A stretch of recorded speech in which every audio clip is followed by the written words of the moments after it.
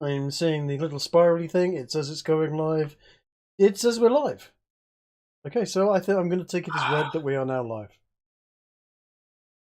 The ritual persists. Indeed. Well, I don't know what episode number we're up to, but 19. We are at 19. Episode 19. 19. Are you Yeah. serious? Good lord. Are you sure about that? Yep, I am sure about that. That's it's gone quite a while. It's doing okay. God, this is lasting. Oof. Well, I never thought we'd get this far. No. I mean... Anyway. Yep. I recently got a bear for my birthday, so I might just sacrifice you all to the dark gods or something and have done with it. But for now, I'll let you know. Yes. That would that would bring things to an appropriately sudden and bloody end, I must admit. I mean, if we're going by the basis of other previous D&D games held by other members of this of various political YouTubers, everybody suddenly hating each other and dying would be an appropriate end to this campaign. But anyway, let's get on with more relevant topics. What do you mean suddenly? I mean, saying that, I do remember a certain Wizards in Space going on for 2 whole seasons and doing rather well. I heard that there would be coming a new season. Hopefully. Yes, I've heard as much as well, but it seems to be taking its time coming out, doesn't it? Oh. Something about a new rules system that is perpetually on the 99.9% complete stage. Something about a Queen Maxima from the Netherlands?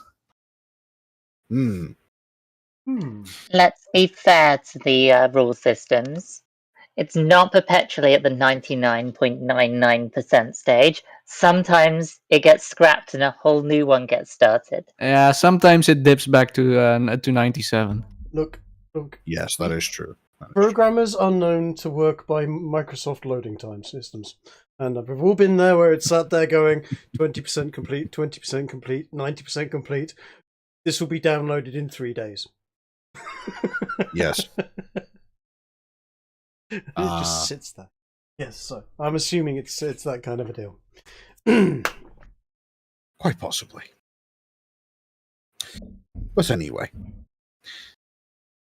we pick up the previous sessions of relatively little happening, with the party having made their way to the capital city of Stradivania, the city of Medalburnas. Apparently its name was changed somewhat unexpectedly. But in either case, the city has come to find these newcomers as relatively unobtrusive additions to the general humdrum of the city's lower circles, with the singular exception, of course, of one of the more wealthy and respected members of the city's populace receiving a sudden and unexpected punch to the face. The Isengard Kingdom Bernal, one of the greatest patrons to the engineering arts the city has ever had the pleasure of having known, being violently reunited with a former protege by the name of Garros. Of course, with Garros bringing in tow a variety of ragtag individuals, the party have found themselves in the city, making their way around, visiting various local shops, sightseeing, and so on and so forth. But all of that, I think, is going to come to somewhat of a close soon. As I'm sure many of those who have been keeping up with the events of the game have surely noticed, things have been a little quiet recently. And as such, my paint the picture as we go style of DMing is going to be taking a bit of a change. And as a result, I have some events planned out. Now, prior to these events having happened, there's going to be a very minor time skip that the party would be able to address things during. Obviously, in the previous session, there were events in which most of the party arrived at Isengard's engineering works and overall workshop area, and made some interesting developments. Whilst Grace went and destroyed a holy artifact, Seedy went and molested a child, and, well, we already know about Garros having punched his previous master in the face. But ultimately, there has since been little reason for the party to have reunited. We're going to address that with the aforementioned time skip.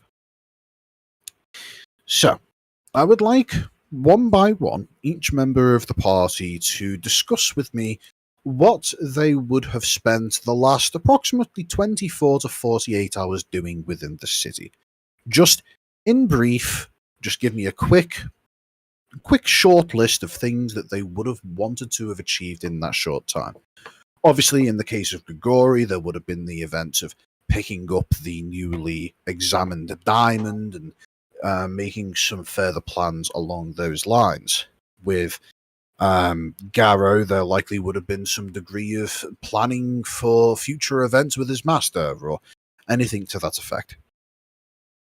Well, But, uh, oh, you were going to say something, carry on. yes, well, Garros, assuming his compatriots wanted to imbibe, was planning on going on a bender to celebrate destroying the evil gunk at the church. Yes, that is true.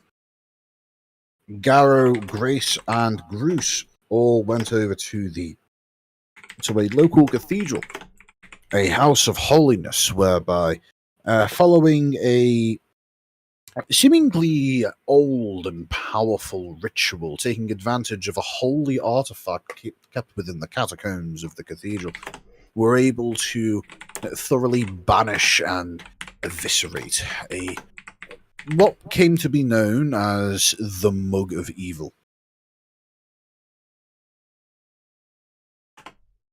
But all that said, all of this information is stuff that I would like you all to put to the back of your mind just for the moment, whilst we address what happened post time skip. We're jumping back and forth in time during this episode. You see, this is more of an administrative kind of scenario that we're going through here. The party has since united several days into the future.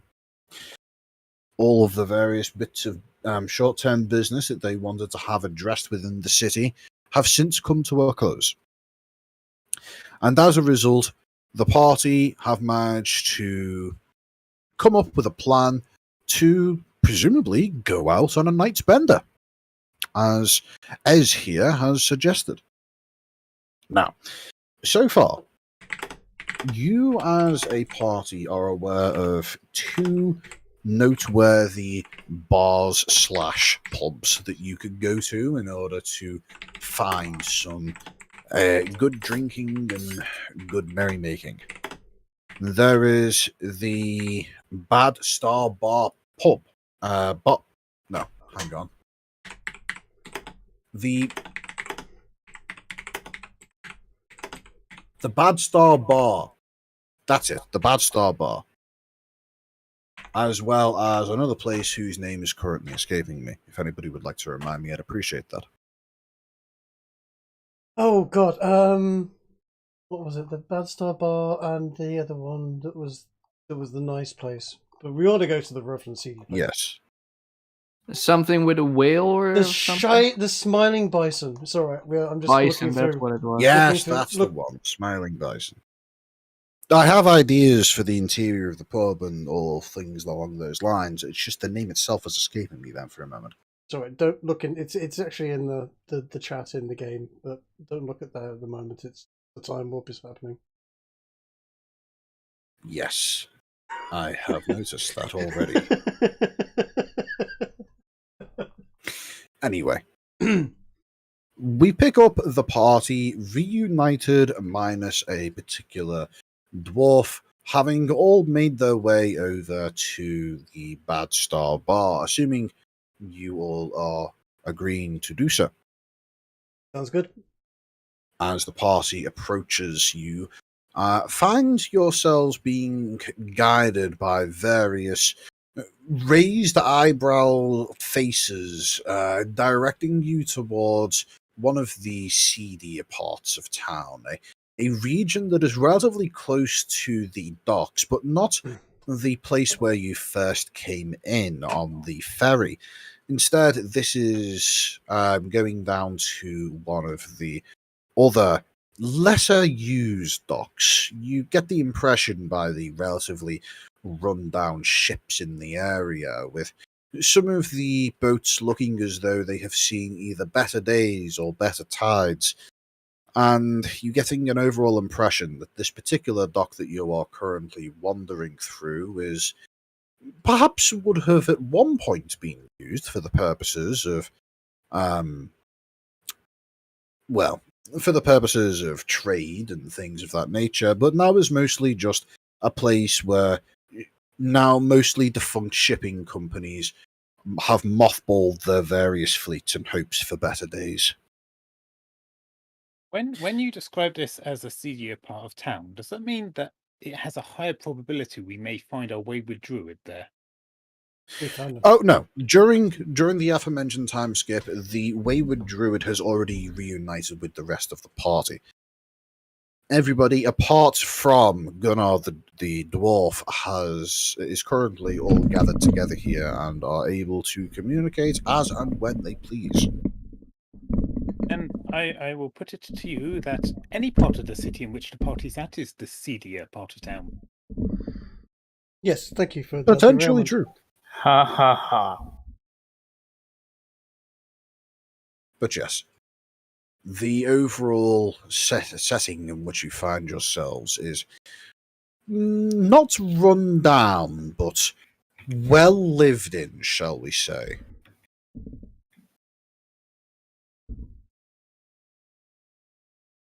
But yes.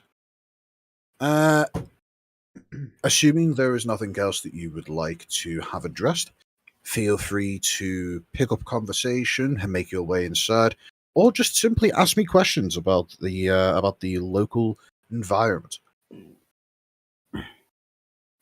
When would be a good time for me to come out with my secret?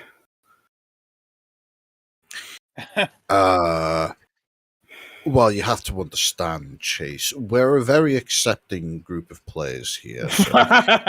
Not that type of secret, you fucking. Homosexuality, I don't know if you're gonna be cool with that. He's not ready to come out with that secret yet. He's gonna save that one for later. Shut up, all of you. In either case, I would recommend that you address that with your friends and family first. Even if I didn't have that, you know for a fact they're gonna throw me off a roof.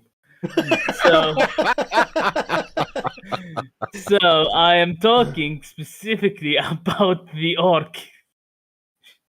About the orc mafia specifically, not any type of other secret. Imagined all otherwise. Yes.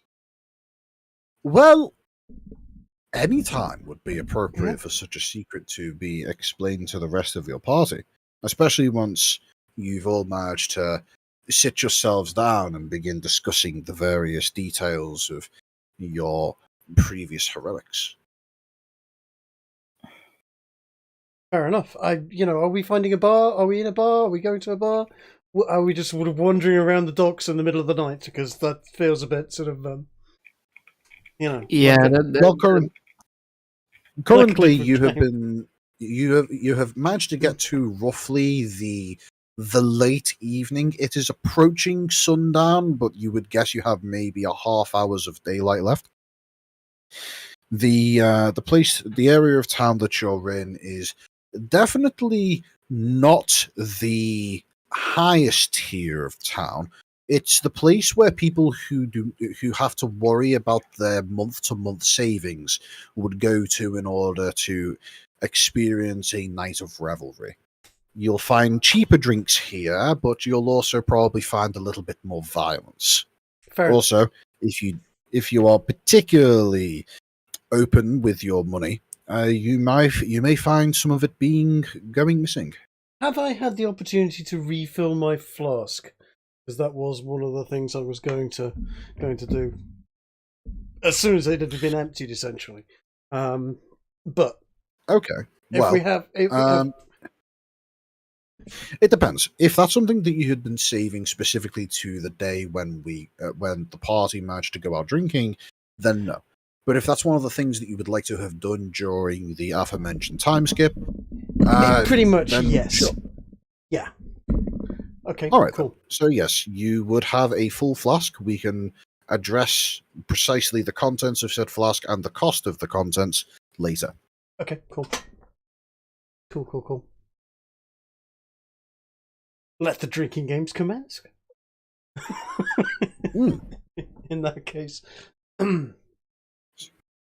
So, unless there's anything anybody would like to address before you enter the Bad Star Bar, as you will I wrote some things in the chat that I don't know if it's any of any interest to know, and also the thing that Seedy did last session.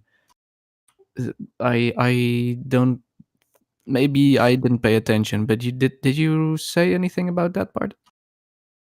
No. The situation regarding the child that CD was interacting with, the child, which, by the way, two things of note. First of all, wasn't an orphan. Secondly, was called James, and thirdly, and most importantly, he was called Jerry.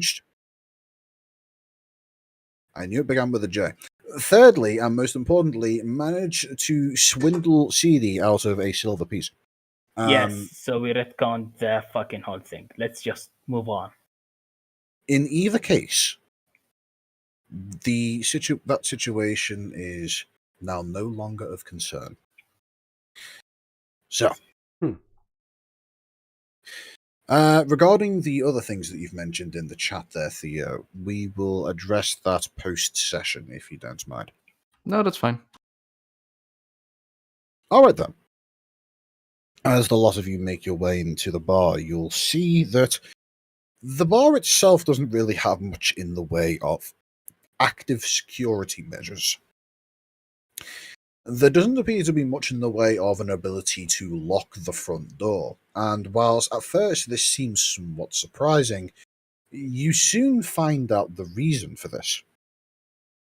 As you make your way in through the... well, to call it a front door is an undue compliment. This is more accurately described as a swinging flap of driftwood, intended to keep only the worst, or only the most light breezes at bay. As you make your way inside, you see that it appears as though the recycled driftwood method of constructing furniture seems to have held true, with the majority of the interior of this place looking relatively ramshackle, very well used, but none of it having that unpleasant degree of splinteringness that you'd usually expect from such infrastructure, with the interior of this bar being relatively upbeat, with a lack of music, but a large amount of interior humdrum of various tables discussing various things. You get the impression that one particular table off to the side, consisting of four apparently in competition to be the gruffest man in the area, is they are exchanging stories that occasionally result in condemnations of lies, followed by revelrous laughter and the likes. You see that the barman himself is standing there, not exactly cleaning glasses, but is instead mostly just trying to keep an eye out for anybody starting anything that gets a little bit too rough. In either case, you can see that whilst there is it is particularly busy night, or perhaps just a standard night for this place, there does appear to be some space. Towards the front of the establishment, to the right of the front door, you see that there is a small booth of sorts.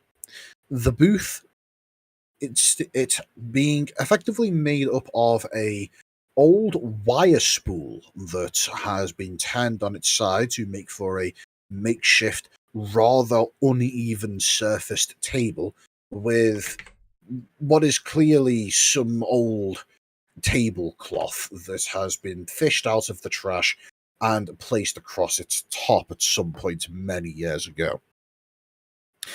The chairs themselves mostly consist of various stools that you get the impression have been cobbled together from various bits and pieces, and the most secure of which is looking to be already on the way to being pinched by another drunken tender of the bar.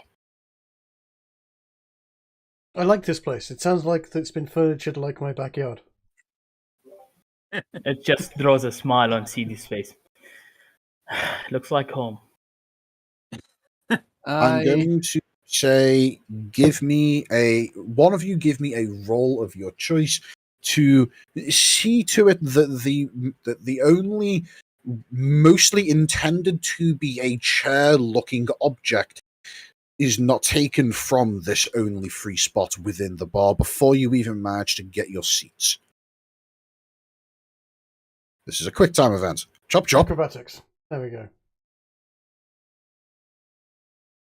Well, Garros was the first person to roll, and with a whopping 27 in intimidation. Describe to me how you secure your seat at the table. So, upon entering the establishment, Garros laughed at the quaintness of it and threw his arms around both, Grace and Grace. And laughing said, "Time for us to have some fun, my friends," and just walks over there. As soon as he sees anyone moving towards there, he just puts on a steely look in their directions, saying, "Not today, my friend. We're about to have a bender." And anyone who even thought of maybe taking that place just shrinks away in fear.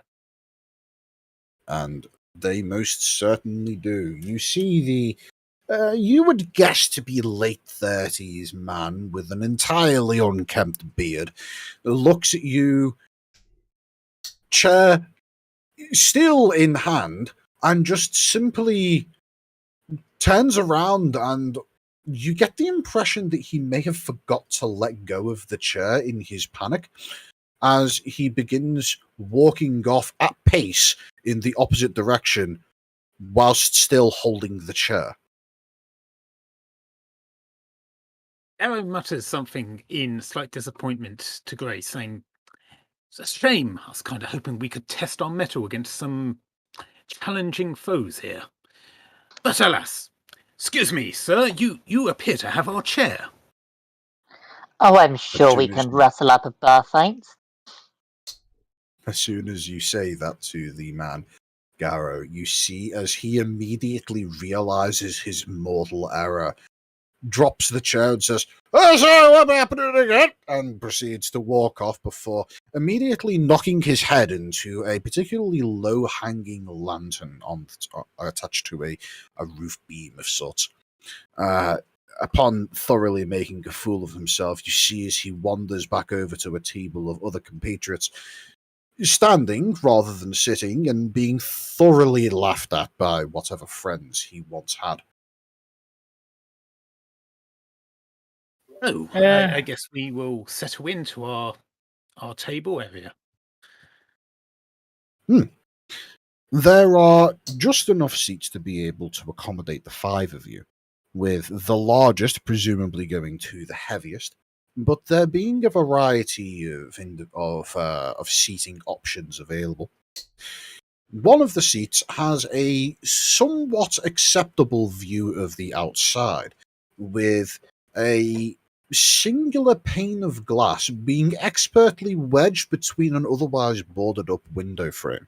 I'm claiming that one. Give me just a moment. You can see that there's just a sour look on my face as I have to look at all this. Cheer up, old chum, Gregory. We're going to have a Oh, so wonderful it's night here. just my regular face, let's be honest. Come on, Elf. Cheer up. What's not the love of this place? Have you seen the amount of trash that is in this place? I know, isn't it glorious?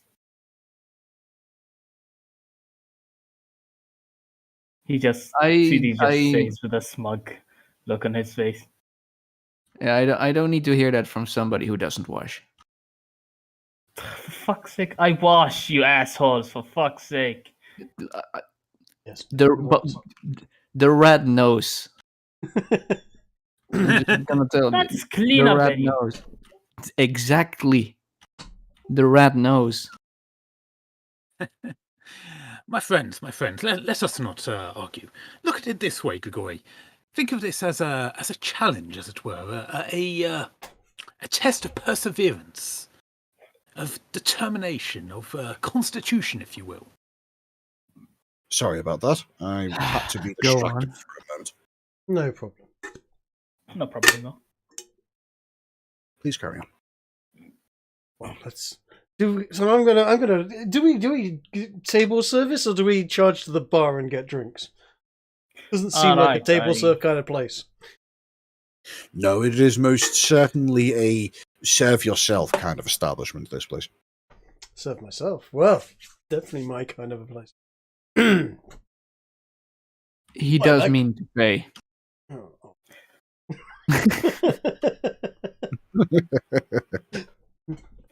All right, I'm paying for the first round. Does anybody else want to pay for the second one? Sure. One round at a time, surely. Yeah. Get around Yeah. it. Fine. This, by the way, does count for our agreement, Bruce. Cool. Okay. And I just go and go to the bartender. So, as you arrive at the bar, you see the place being manned by a dwarf.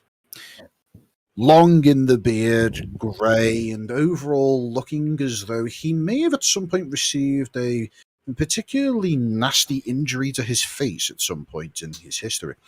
The man looks at you with a steely gaze, and as he does so, you see a large scar going across the left side of his face that seems to leave the eye on said side of his face mostly inactive, shall we say.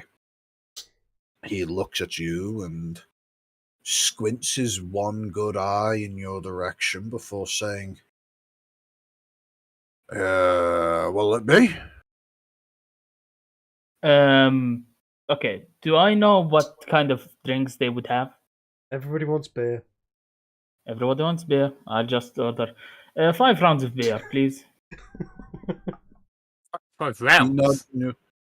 5 mugs Pints. of beer. Yeah. Pints, yes. And I don't drink, in case you have fucking wondered. Oh, no, let him pay for 5 rounds if he wants. 5 pints of beer. Hey, Seedy, you see that bell there? You might want to ring it. Mm. I'm talking to him.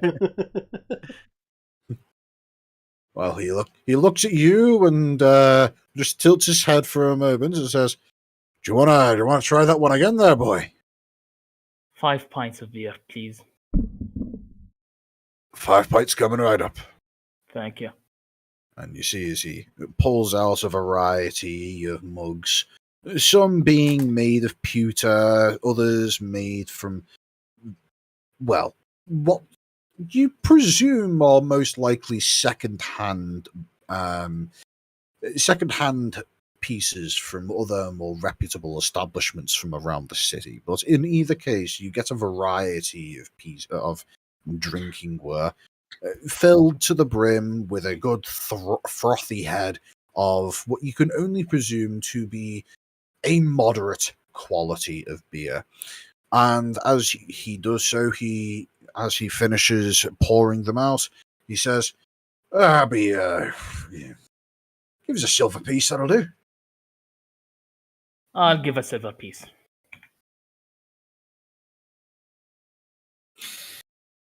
All right. As he hands the silver piece over, I'd like you to give me as you hand the silver piece over to him, I'd like you to give me a perception check, please. For all of us? Perception? No, me. just Seedy. The rest of Right. you automatically notice what's happening here. All right. Perception 21. Okie dokie, and I would like a particular individual who, for now, shall remain unnamed, to give me a sleight of hand.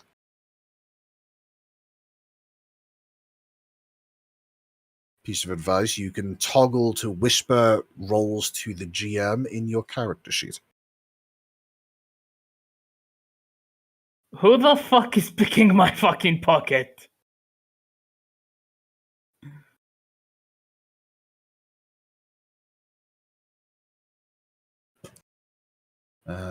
Let me just make sure that the GM roll toggle is active.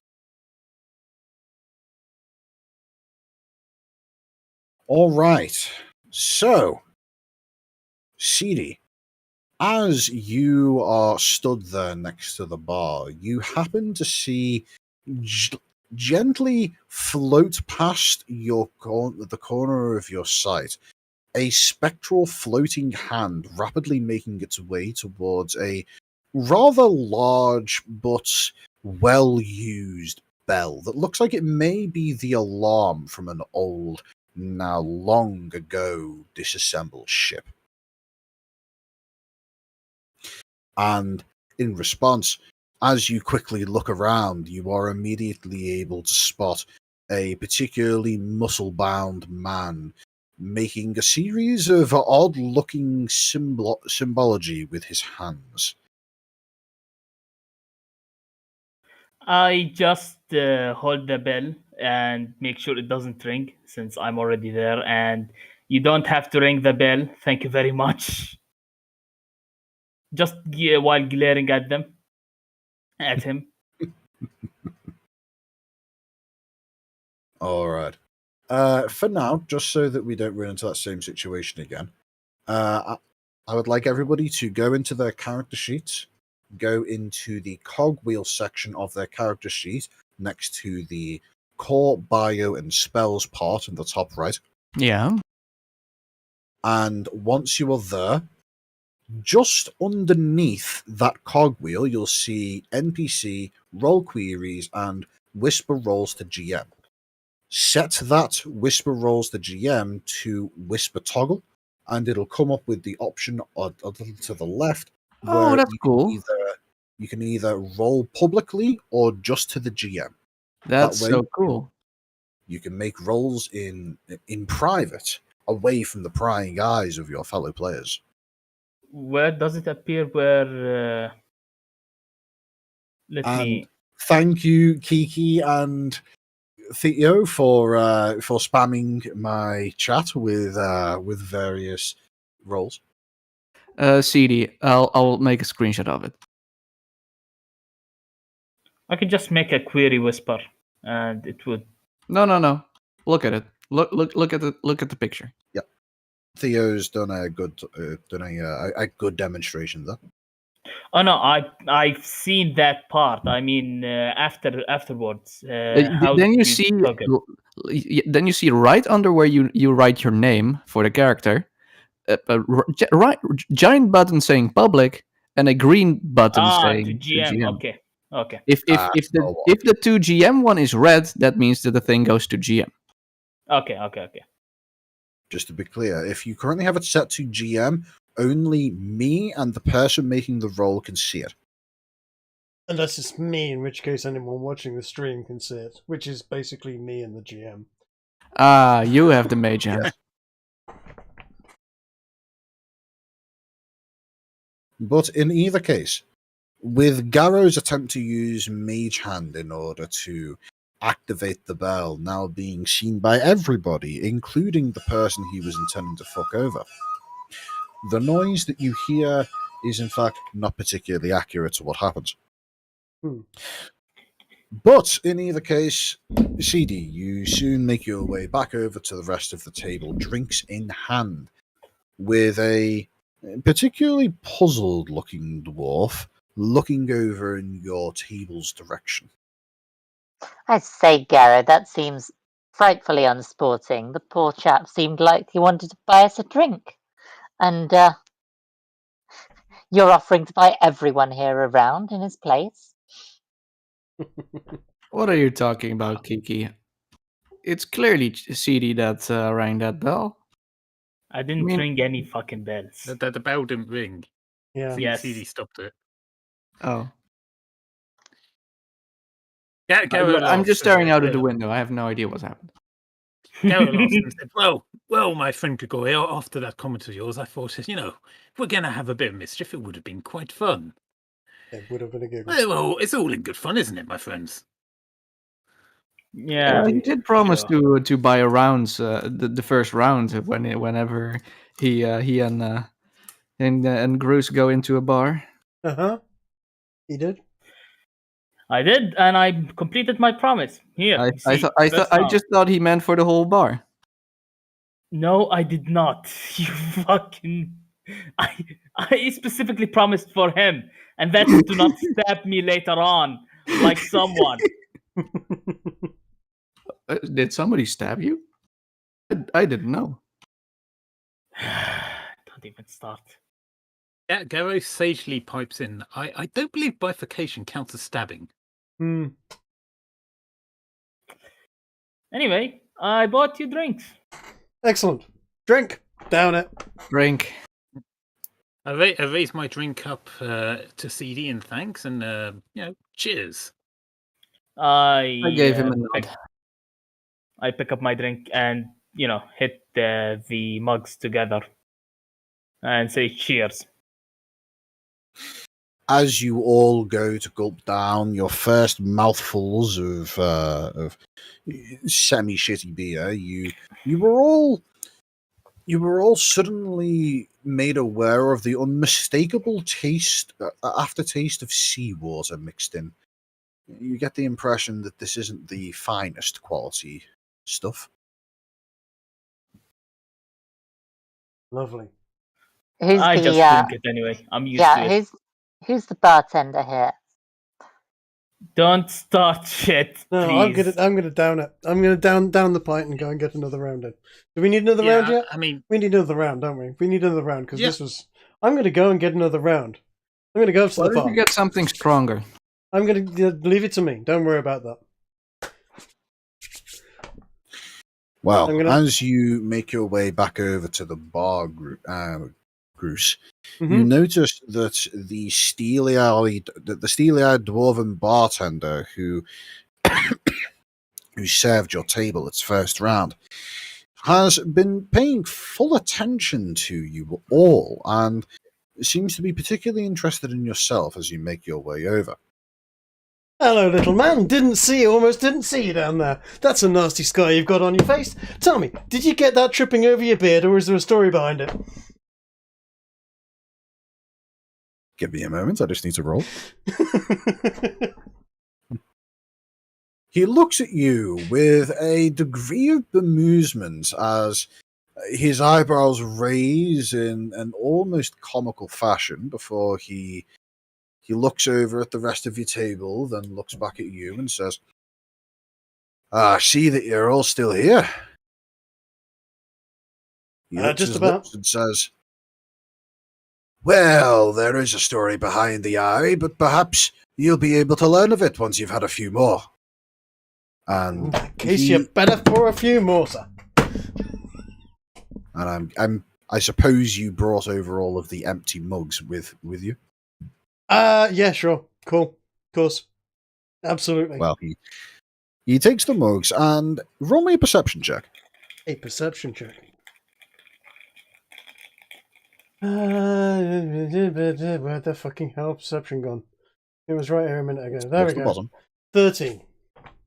Very nice. That's not particularly difficult to notice that as he takes the mugs and begins to fill them up this time, not only is the stuff that is poured out this time looking a little different, but this time as he pours it out, he appears to be doing so from a different barrel, and the more golden looking coloration to the liquid as it comes out of the tap has an almost sweet smell to it that is far more appealing than the first time you experienced your first drink at this place.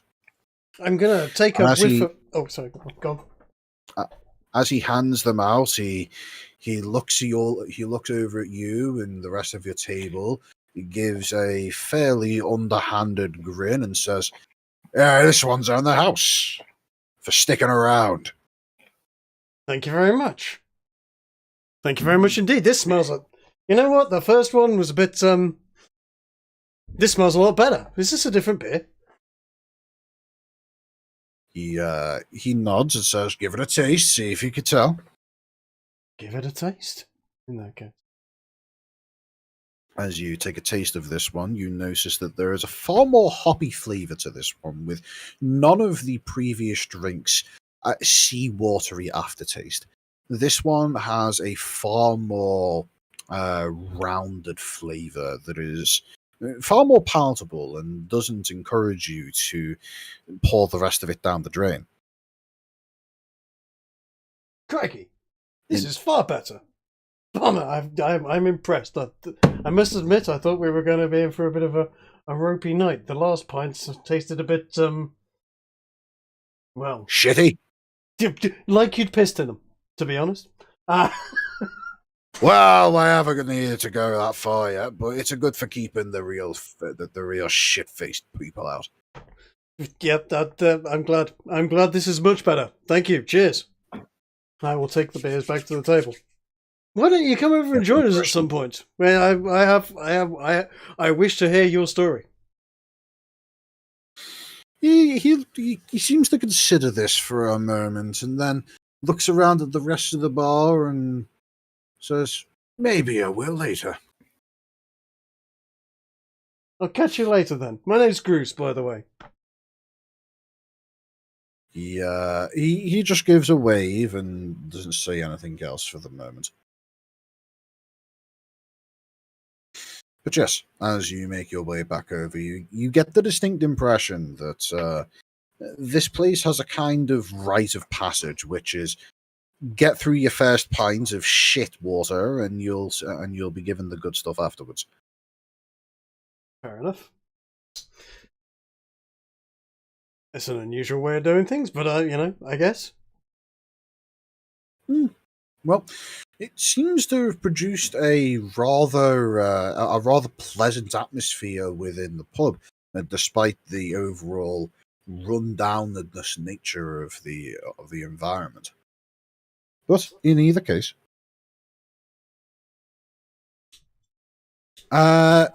Theo. Yes. I'd like you for a moment to actually, I won't ask for a perception check. This is something that you just notice. As you are peering out through the singular pane of only slightly warped and dirtied glassware that makes up a small section of this otherwise rather crappy-looking window, you see what appears to be a relatively small-scale altercation taking place. Oh. A relatively light bit of violence between what appears to be two drunken rabble-rousers who are attempting to go through some kind of conflict resolution, shall we say. The fight is a boring one.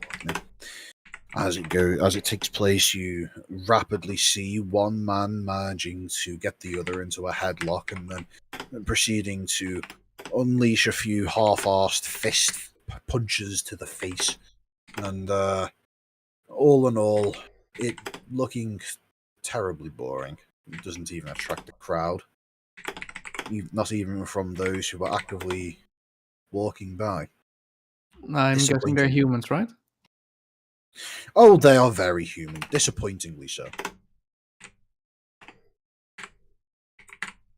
Anything of interest, or was that it? Roll me a perception check.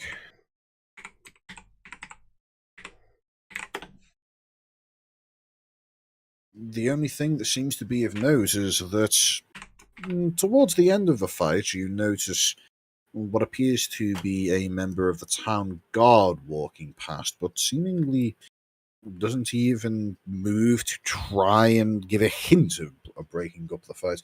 You get the impression that this kind of thing is just something that happens during the evening around this time.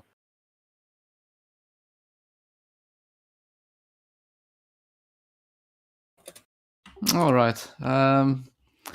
I'm just gonna point out and say there were some guys fighting. There's some guys fighting outside, but they could really use a lesson in how to use that mage fist of yours, Garrow. Garrow just laughs heartily and takes a good swig of his drink. Says, "Oh, trust me, my friend. Before the evening's over, I'm sure I'll be able to introduce quite a few to the good old mage fist." As you are saying this, you see as one of the other members of the one of the other patrons of the bar makes their way over to your table, and well, as he makes his way over, he puts a mug of drink onto the table and looks directly at you, Grace. You immediately pick up on the fact that this man appears to be attempting to flirt with you, as his almost full drink says, "Hey, what's a pretty place like you doing in a thing like this?" Why, looking for a rumble, of course. What about yourself? Oh, well, it depends. What kind of rumble are we talking here? Not the kind you want, trust me. I shall punch him in the Hey, face. shove off! It's your funeral. Where is Punch? I have Punch here somewhere. I have Slap. Here we go. I shall punch him in the face with my Slap attack. Bam. Oh, damn, I missed. I will use my divine. I will use my You overestimate the guided AC strike. of a drunken peasant. Oh Christ! Okay. You as you go to slap, you notice that he seems to see this response coming as he quickly attempts to duck underneath your swing, but the rest of you'll notice as a seemingly divine force quickly grasps him by the chin, lifting his face up so that instead of simply taking a slap to the side of the head, he instead gets a clip straight across his nose, immediately bloodying it in the process. I'm not fixing that, and I just go back to drinking. How does he respond? As this goes through, and you see as the slap cleans across his face, and well, if at this point, if his nose isn't broken, you'd be quite surprised. But in either case, you see as it takes about maybe a good 10-15 seconds for him to pick himself up off the floor. The entire time cursing and spitting and wiping blood on all sorts of horrible things that happen to have landed on the floor previous to himself. But in either case, you seem to quite effectively drive the man away as he mutters behind under his breath, "Oh, fucking bitch." Told you. I'm just going to call back to him. I don't date weaklings.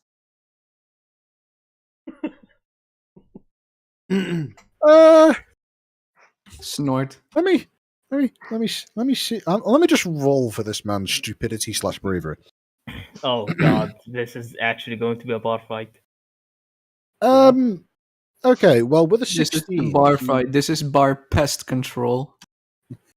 with a 16, I would say he turns back, looks like he's about to respond to you, and then remembers what happened last time he spoke directly to you before just kind of turning away and walking out the front door. I'll walk back to the table. Shame. And take a seat and grab my drink again. Well, at least no bloodshed now. He stood back up again, showed promise. Anyway, more drinks. Who's up for another round? Absolutely. Next Indeed. beer. Passes mug over to you. I shall collect the mugs, take them up to the bar. Another round for us all. Ah, coming right up. And after that show, that one's called Mickey. He's a right bastard. Ah, shame he didn't stick around. He might have been some fun. Oh, well, with you here, maybe. And as the dwarf pours another series of pints for you all, he says, and for the show, sure, this one's on the house too. You lot are becoming my favourites quite quickly. Thank you. I give him a wink and come back to the table. As you do, you see that he seemingly appreciates the wink before simply he as you make your way back to the table, you see as he kind of beckons you over with a wave of the hand, Kiki. Oh?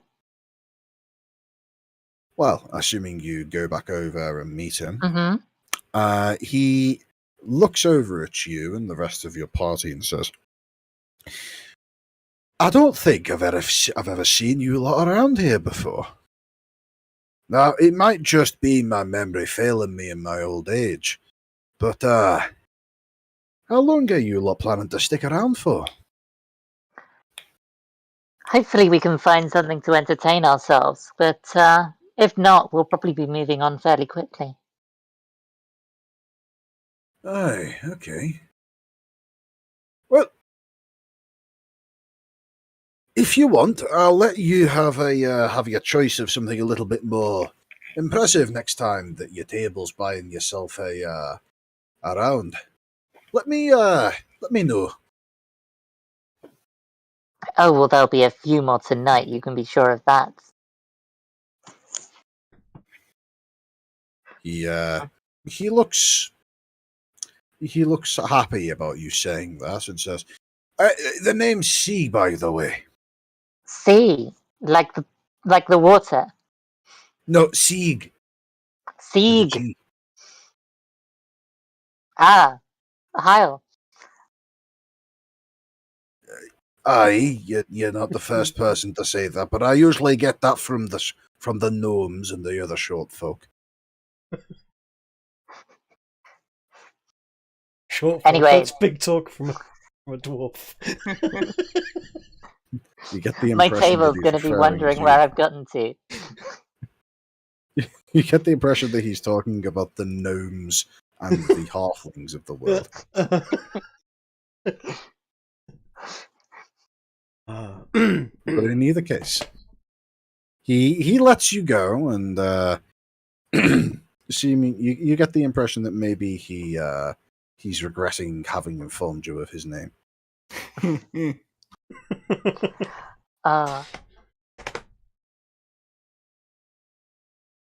Drinks. Oh, and let me just type into the chat his name here. Oh. Sig. No, Sieg. Sieg. Sig.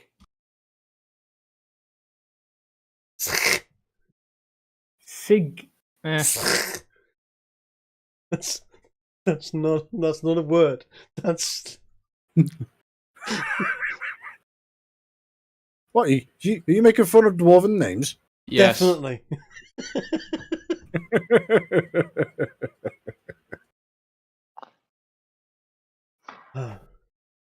Well, in either case. CIGH is not a word. Sorry, but yeah. Anyway, sick.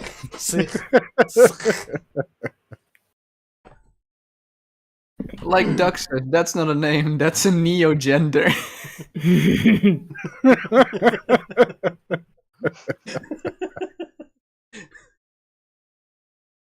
Look, fantasy name generator produces some weird results sometimes, okay?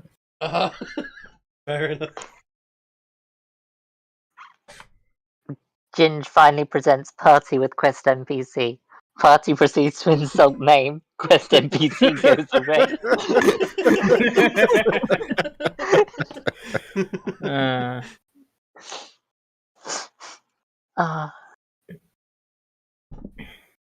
So, is there anything else that you would like to discuss, or are we skipping to the next round? Yeah, I'll get the next round. Alrighty. Before we do... Okay, never mind. What were you going to say, Chase? Yeah, go on. Before we drink ourselves stupid, I have something to confess. I'm gonna put my What have you hand on done his this shoulder and time? What go. is it, Seedy? I haven't we- done you're anything. You're not actually an elf, are you? We always No, suspect I'm it. not. It's okay. It's okay. We Do know. we need to get get Grace to get us I don't know, a pair of scissors from the blacksmith or something?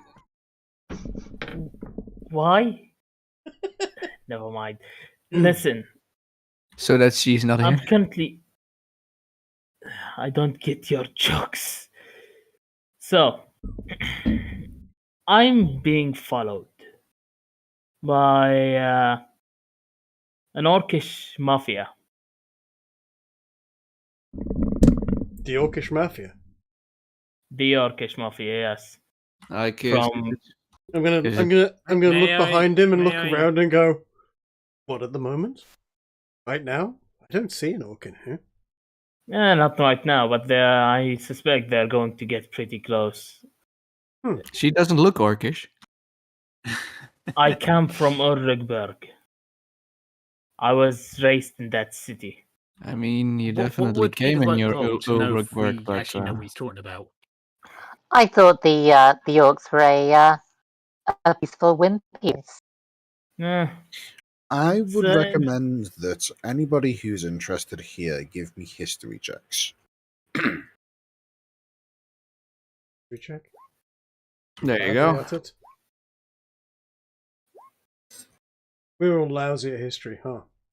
except Grigori. You're all lousy at Entire, history. entire party turns to Seedy and says, "What you talking about?" Apart from Grigori, who... Yeah. Grigori, Ginge, can I you get would know advantage on that my- Yes.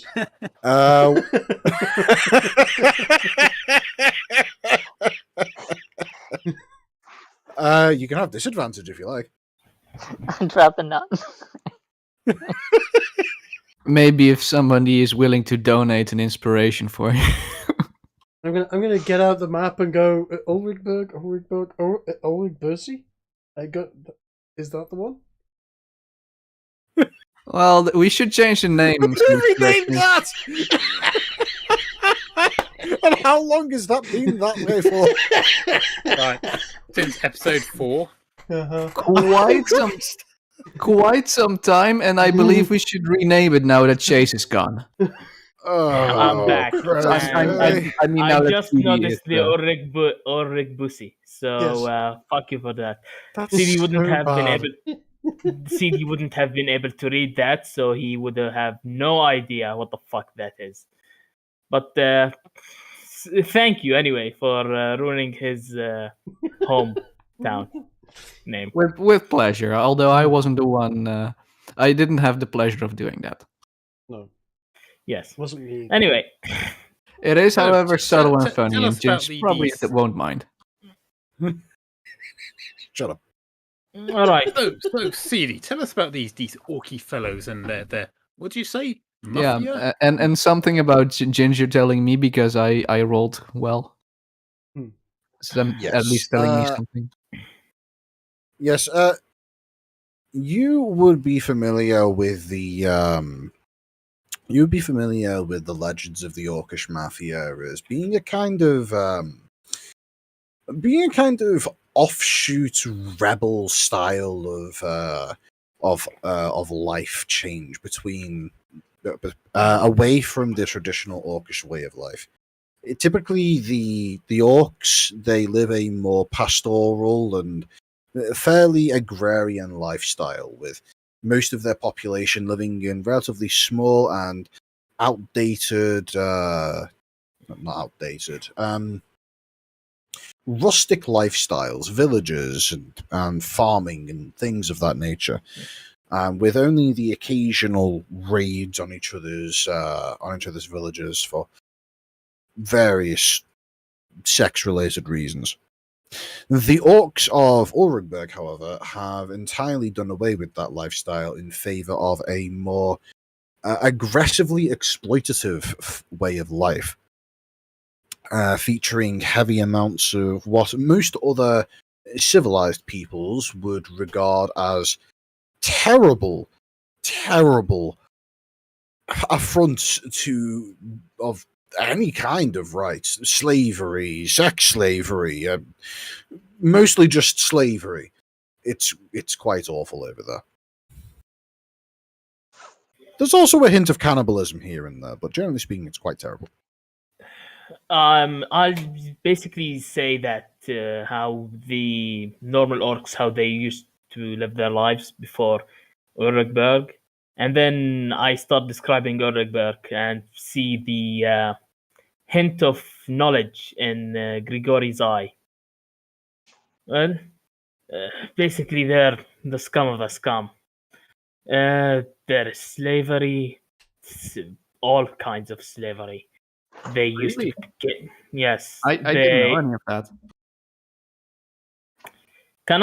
What should I roll to see if he's lying?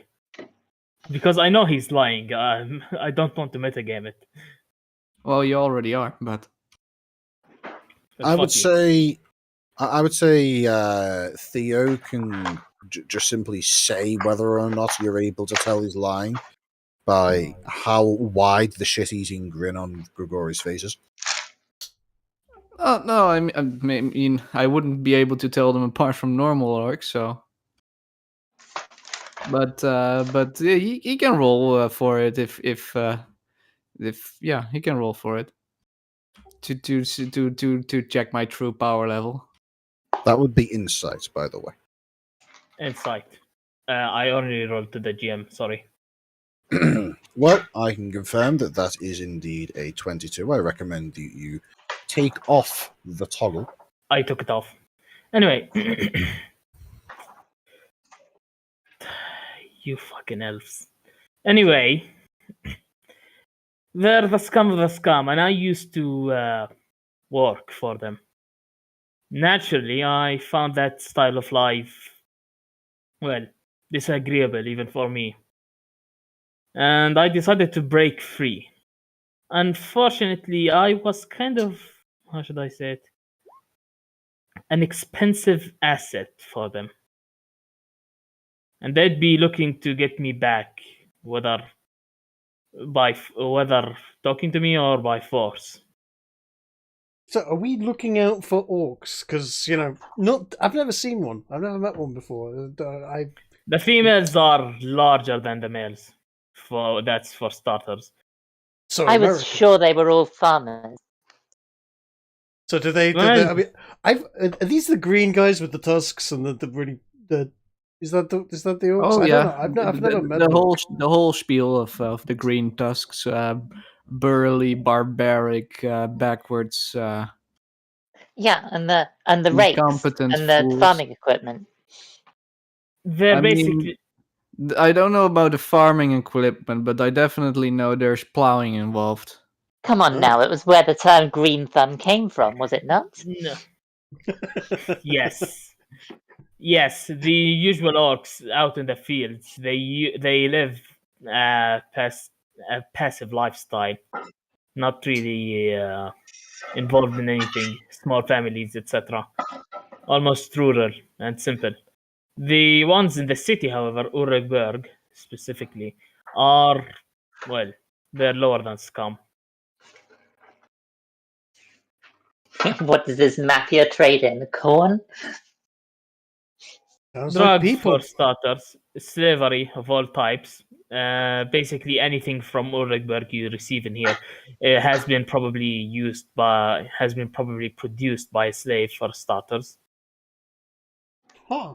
Surely, if the slave is not strong enough to escape or fight back or lead an uprising, they deserve their place, do they not? Are you asking children to stand up for them to stand up against armed guards?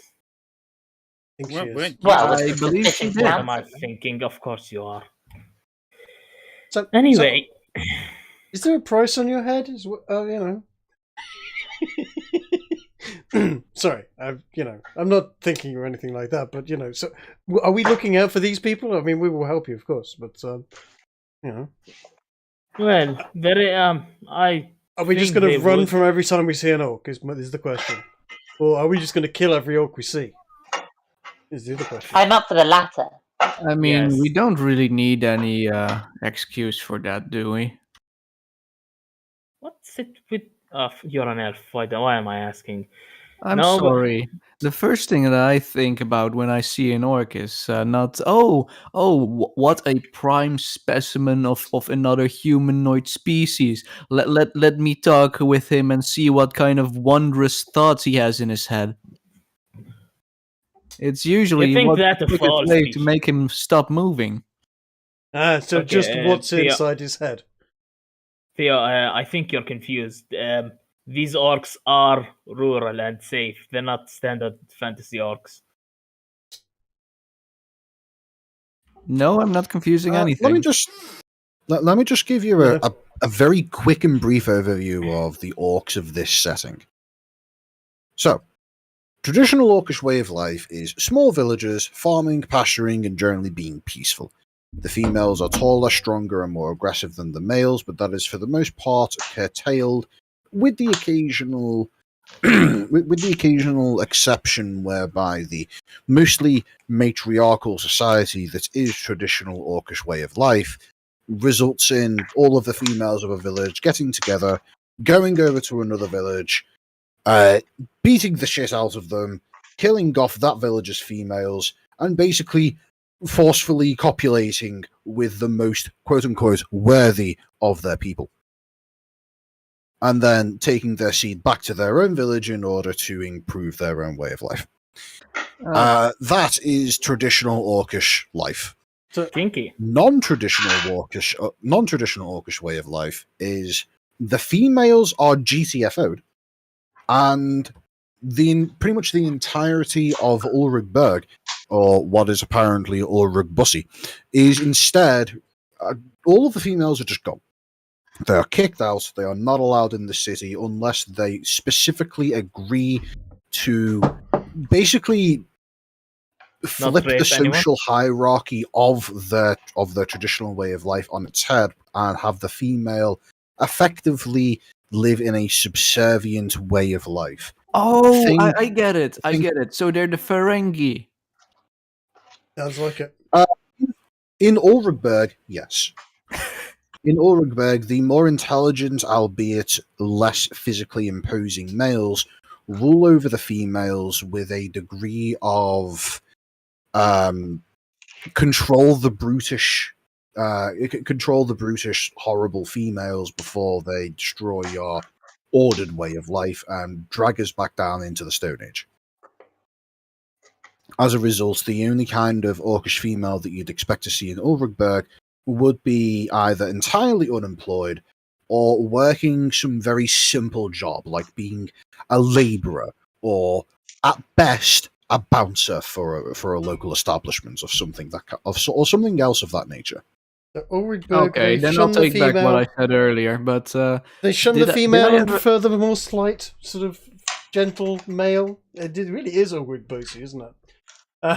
Ulrich up, is Ulrich unironically does have a degree of homosexuality to it, but that isn't as common as you would think, as the Orcish males tend to take the less intimidating female slaves that they import from the rest of the quote unquote civilized lands as their mates. As a result, half orcs are quite common within the city.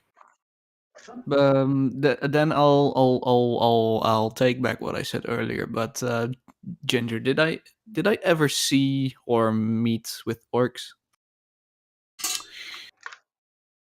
I would say the only time that you would have met with an orc would likely have been possibly when you were in Verdenfeld, and even then, that would have been a passing glance of some kind. It's Okay. they are not particularly common, and where you do find them outside of their homeland, they tend to be ones that have are either on the run from their way of life or just simply refuse to acknowledge it. Okay, so I do still have a very bad opinion of them. Oh yeah, as far as Grigori's concerned, they're even more backwards than the humans. So basically, what we're saying is, if we see an orc, not we've seen any of them so far, if we see one, we should probably work out whether they're Mafia or not, and then deal with it on. Yes. Okay. Seems fair. I just wanted to give you a warning, since it's really unfair for me to drag you into this mess without you even knowing. No. I mean, we could just deal with them anyway. I mean, they're likely to be Mafia, right? Well, if And you're it's not. strong, if you're stronger than now, then yes. Currently, we are not capable. They're really angry with you though, and they're sending people after you that we haven't seen so far. I used to and Ginger can correct me here, by the way. But I basically used to be the guy that brewed the poisons for breaking the slaves and helping with the slave labor in the first place. Are you saying this in character or not? Yes, I'm saying this in character. Oh, you're a Well, Seedy, slaver. if your dark history, which hopefully you've moved away from into more honourable things, brings us some good challenges and some decent fights, maybe there was some worth in it. That and you did that also under the name Seedy? Yes. Okay. You're a brave fellow going by the same name. Yeah. I mean, you know what? I've got an idea for you here, CD. This just let me run this past you and see what everybody else thinks to this one. But we might be able to sort this problem out by drawing them out to us and then ambushing them and dealing with them and making it so that they don't want to mess with you ever again in the future. Why even ambush them? Why not simply declare an open challenge?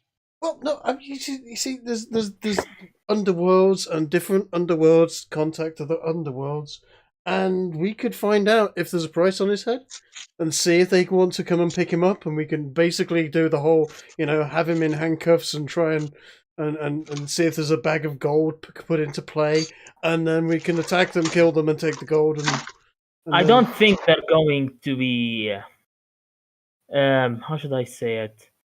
They're not going to be fair about the price on my head, even if there is. There's the reason why I'm worried specifically from them and not just any underground band. They specifically are going to want me, and they are going to step over everyone to make sure I'm retrieved as inexpensively as possible. But I like your idea. Maybe we should try it. Worth thinking about. Anyway. Should we get another round in? Whose round is it? It's not my round. I got a round. Grace has got a round. Yeah. It's my turn. I just I pick up the 5 mugs and head over to Sig. I mean, Oh, GIF.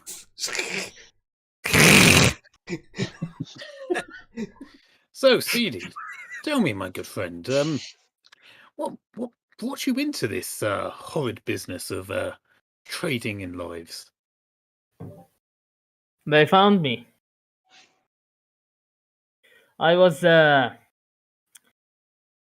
lost my family, and not the death kind of loss. I simply lost them. Got very lost and away from them, and ended up stumbling into Urukberg.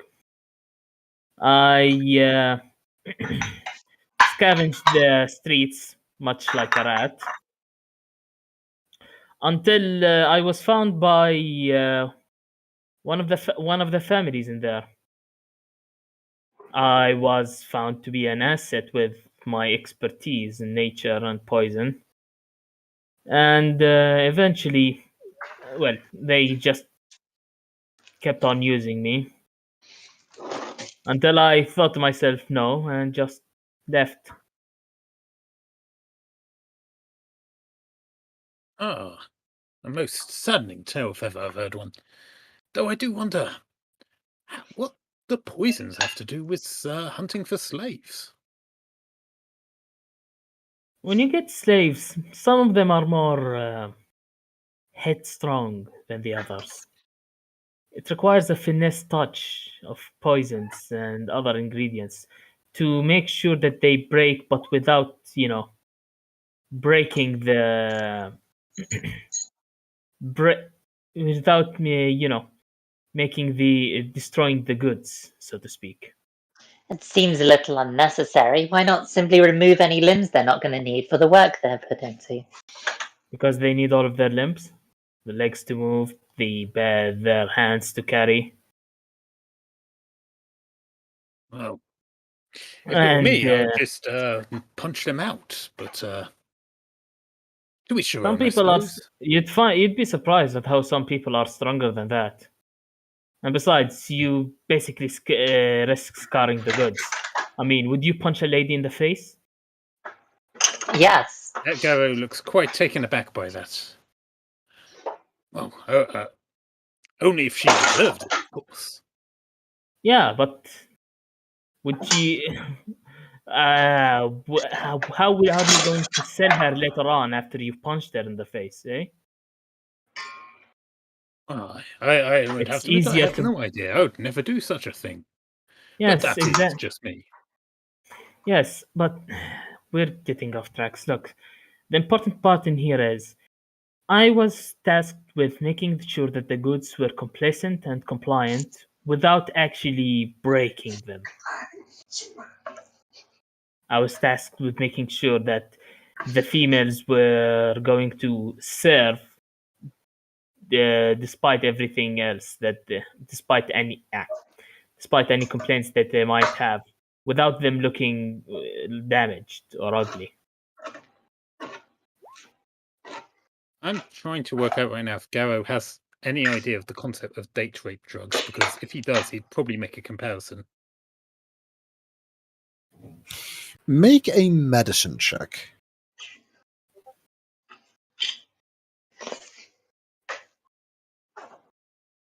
Wait, who? With a 14. Oh, I would say you would be aware that such drugs do exist, but are typically rare.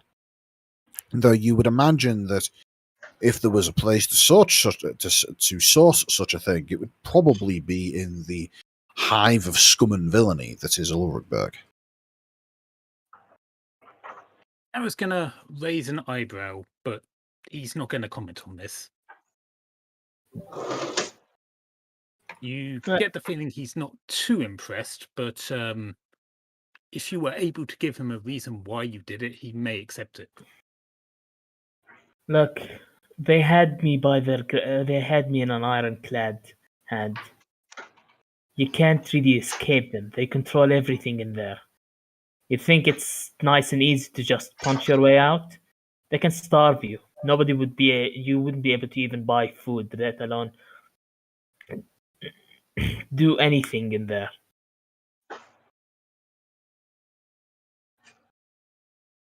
That's why I think at that point, I think Garrow's gonna feel that he's losing his buzz enough that he's gonna shout out, "Gregory, where's our round? I think I need some alcohol post haste." Speaking of, as I've just mentioned, Theo, in the chat, you get the distinct impression that this other table, as you have made your way vaguely past them, not close enough to be within arm's reach or anything, that the people are staring at you in a very predatory manner. You get the impression that perhaps they are either looking at you and conspiring against you, or perhaps even planning to maybe follow you home and mug you in the process. In either case, this is a look that you, as an elf who has been traveling in the lands of the human empire for some time, are unfortunately familiar with. Okay. I'm just gonna go first to the Sich. Sorry, Kif, and to Sig and tell him 5 more, please. And while he's doing that, filling them up and stuff, I'm just gonna put up a nice big smile and walk towards them. Put one of my hands on the table and the other one to my regular knife and just stab it into the table. Can I help you guys? You guys, I saw you guys were interested in me.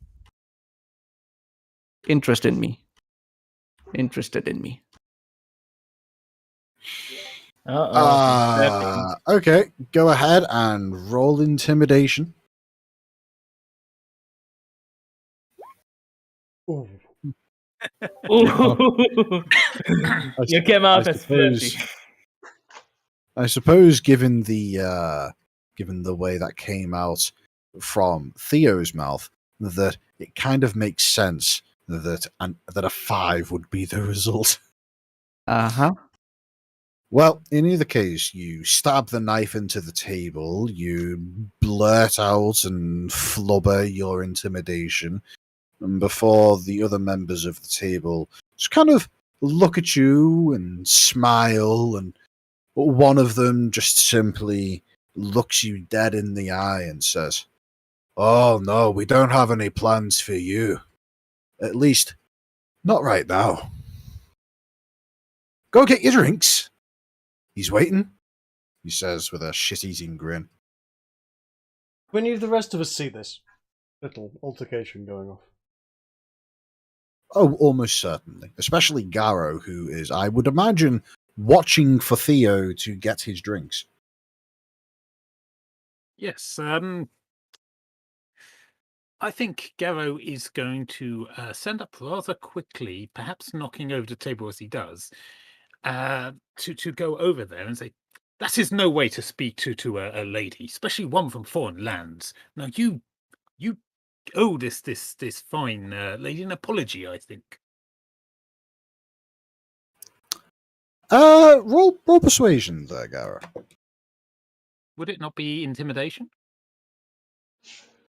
No, I would say that was more persuasion than intimidation from the tone of voice that you took. No. Well, in either case, as you stand up and do this, you see as a couple of them look over towards you, Grigori, and kind of give a snicker at the idea of you being a woman, was one of them looks towards you and gives he gives an apology, but give me an insight check. I don't think I need an insight check. Yeah. Well, let me just describe to you how it comes Here's out. an insight check. He looks at you and he says, Sorry, won't be happening again. And you get the impression that the person who said it was attempting to make it sound sarcastic to impress his friends, but it was actually coming out somewhat authentically. Would I interpret it as sarcastic, given my role? I would say unsure. It was confusing. You get the impression that it was genuine from the person who said it, but apparently his friends thought it was sarcastic. In either case, there's a lot of mixed messages going in a lot of different directions here. I think Garrow is going to grab this guy by his collar and lift him up from his chair and say, "Now, that was not a good enough apology, and I'm sure you know that. I'm sure you can do better." No, Garrow. All he did was look at a superior being and thought, oh, look. Be that as it may, my good friend Grigori, manners maketh the man, and this man is surely in need of a good lesson. As you say this, you see as the dwarf, the barman, quickly slams down what appears to be a rather large mallet of sauce onto the countertop. It almost looks as though he is a judge banging a gavel, but no, that'd be far too Civil. intended. Yes, this is very much a mockery of such an action, with a ramshackle wooden mallet being banged onto what can best be described as a once ashtray. And in either case, he shouts over after banging on the desk and says, "Take it outside if you're going to take it anywhere." And you see as the rest of the bar, about a third of them look in your direction and start paying attention. Garrow's going to give the man a look as if to say, the ball's in your court. He's still holding him, but he's not taking any further aggressive action. We wouldn't want to. We wouldn't want to disrupt the guards and bring them to your establishment. Do you have a courtyard? Perhaps we can get some bets going here. Well, two questions. First of all, as you say this to the man, Garrow, are you still holding him in the air? Garrow hasn't moved since the gavel was banged. He's just looking at the man. Basically, he hasn't said anything to him, but gave him a pointed look of, if you give a proper apology, I'll put you back down. I'll pat you on the shoulder, and I'll go about my way. Okay. So he is still being held aloft. In which case, he would look to Grigori and he would say, "Could you tell your friend to put me down? I'm sorry." And it's pretty obvious that he's quite badly intimidated by all of this. Okay. I will set him down quite gently, and as I say, I'll brush his shirt a bit, and get rid of the creases that I've put there, and that's much better, my friend. Now, let's all have a drink and get back to where we were. And I walk back over to our table, considering the matter settled. Back to him. Don't really consider him a threat. Okay. Shame. I was hoping there'd be some fun for a moment there, Garrett. Well, the night's still young. Well, Grigori, as you go back to retrieve the new round of drinks, you notice that the dwarf is somewhat intrigued by all that just happened, and he looks at you as you go to grab the drinks and says, "Look, normally I'd say that for a show like that, it'd be on the house, but I've already given you a table, like, what is that? Don't worry, 2 rounds for free?" I don't know, thanks. Aye. I'm just gonna pay. He nods his head in appreciation and takes the silver piece. Just don't mention it again.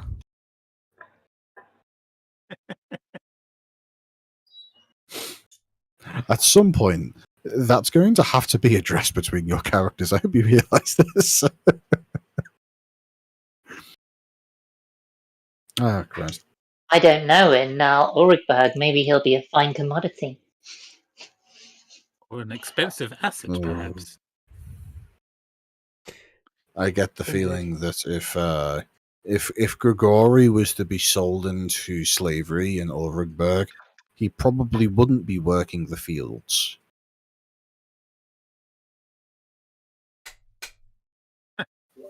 Okay. Or would he?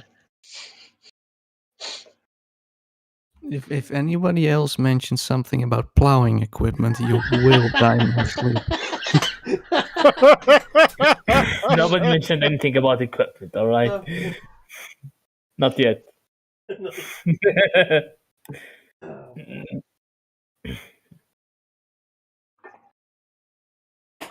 Okay. Oh, Well, by the way, I think Garrow regarding is that, going to Ginger. address Grace. No, I wanted And to speak. ask something also to Ginger. Okay. Regarding the whole slavery thing. Do I know by any chance how many elves are being put in the slave trade? Or how was the situation with slaves in the Elven Empire, by the way? The situation regarding slaves in the Elven Empire is unusual. Even though the elves very clearly regard any non-elven species to be beneath them and not really considered to be worthy of having, rights, for example, that line of logic is taken to a logical extreme, whereby to allow a member of a lesser race to exist within your lands is to taint the lands they rest upon, and as such, slavery is typically made illegal, and if it does exist, it is done so in the most secretive way possible. For if an elf was to enslave another elf, that would be regarded as that's one of the greatest evils an elf can commit towards another elf. Whereas if an elf was to enslave a lesser species, well, say for example, if the slavery was being used in the form of growing commodities, those commodities would therefore be considered tainted and of a lower quality to properly produced goods, and as such, it is employing Xenos slave labor in the production of your qualities, in the production of your commodities, makes them regarded as a lower tier and therefore just simply not worth interacting with. Highly So- based. Thank you. Through sheer weight of disgust, slavery is, for all intents and purposes, non-existent within the Doran Maya. What about Oricburg? Specifically elven slaves? Elven slaves in Urugberg are a commodity that is both rare and valuable. They are not typically used in the terms of being sold for manual labor, but the dexterous hands of the elves make for excellent workers in the likes of the mass production of various goods, like reproductions of books and things of that nature. And if all else fails, well, the lithe nature and effeminate body of an elf can appeal to orcs and other races of a particular proclivity. Mm-hmm. If Grigori asks me about the elven situation in there, I'll explain that to him specifically. Basically, elves are some of the most highly prized of all of the slaves available in Ulricburg. But still traded. Tell me, Seedy, did you ever see elven slaves? Yes. Did you personally do anything with them? Why are you asking? Because I'm curious.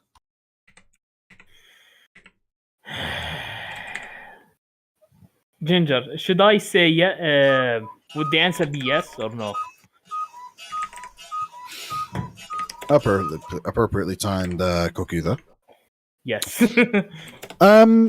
I would say give me a history check, Chase. This would be with advantage given your own history.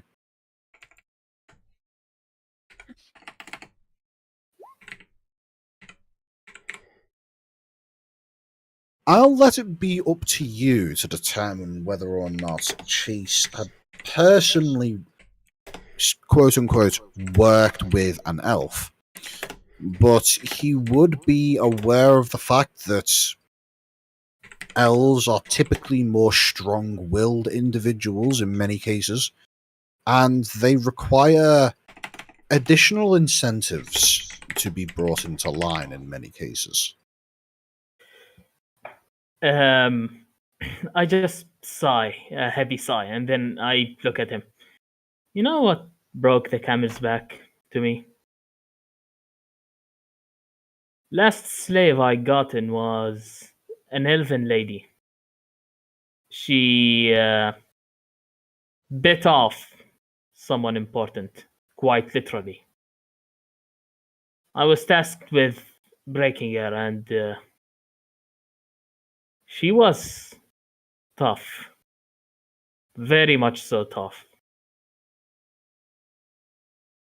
I had to go to extents I've never went to before. At the end of the day, I just couldn't. I broke off some people, including her, and then ran off.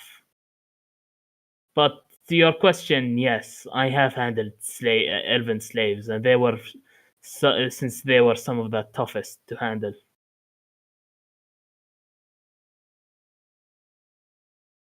Okay. Thank you for your honesty.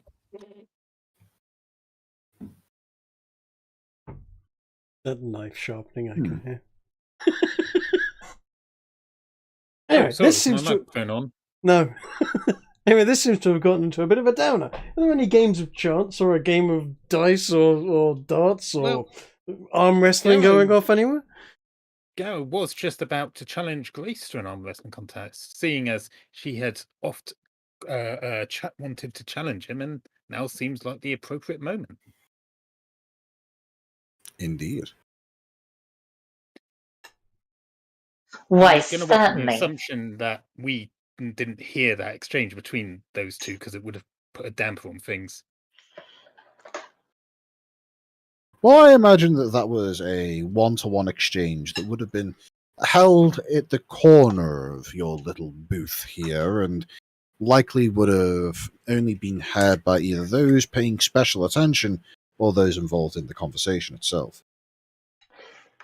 Right, so in which case, when Garros gets back to the table after dealing with that uncouth individual, he sits down opposite Grace, smiling broadly, and puts his arm on the table and says, "Well, my dear, since you've always wanted to have a challenge of skill with myself, I thought maybe now we should finally settle the whole thing and find out which of us is the more worthy. What do you say?" Absolutely. It's been a Get while this since. settled. The only worry is this table here. Do you think it can stand up to the might of both of us put together? Garros laughs loudly and says, but that is part of the fun, is it not? If the table is not worthy, then it doesn't deserve to stay here. As the pair of you are saying this, I presume that you're not exactly keeping your voices down. No, of course not. Nothing we're saying is wrong or untoward. We're just... Well, in that case, as the pair of you are having this exchange and you mention that the table may or may not be up for sacrifice, You just hear the dwarven bartender call over.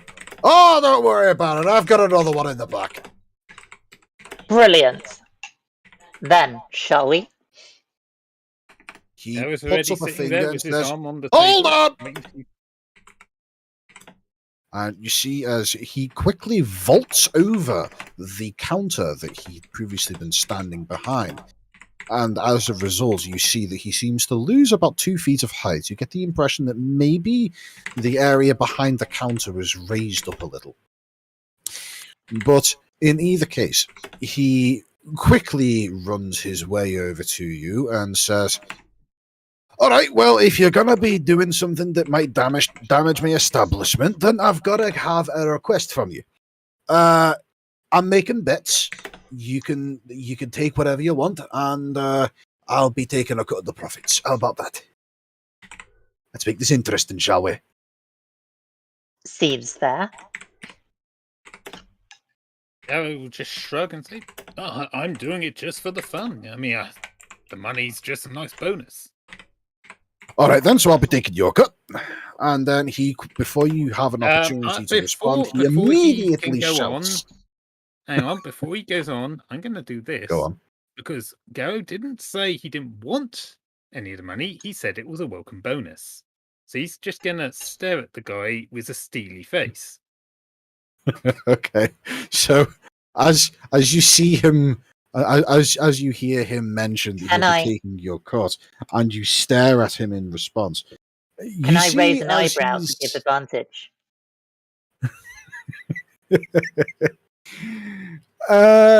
Sure.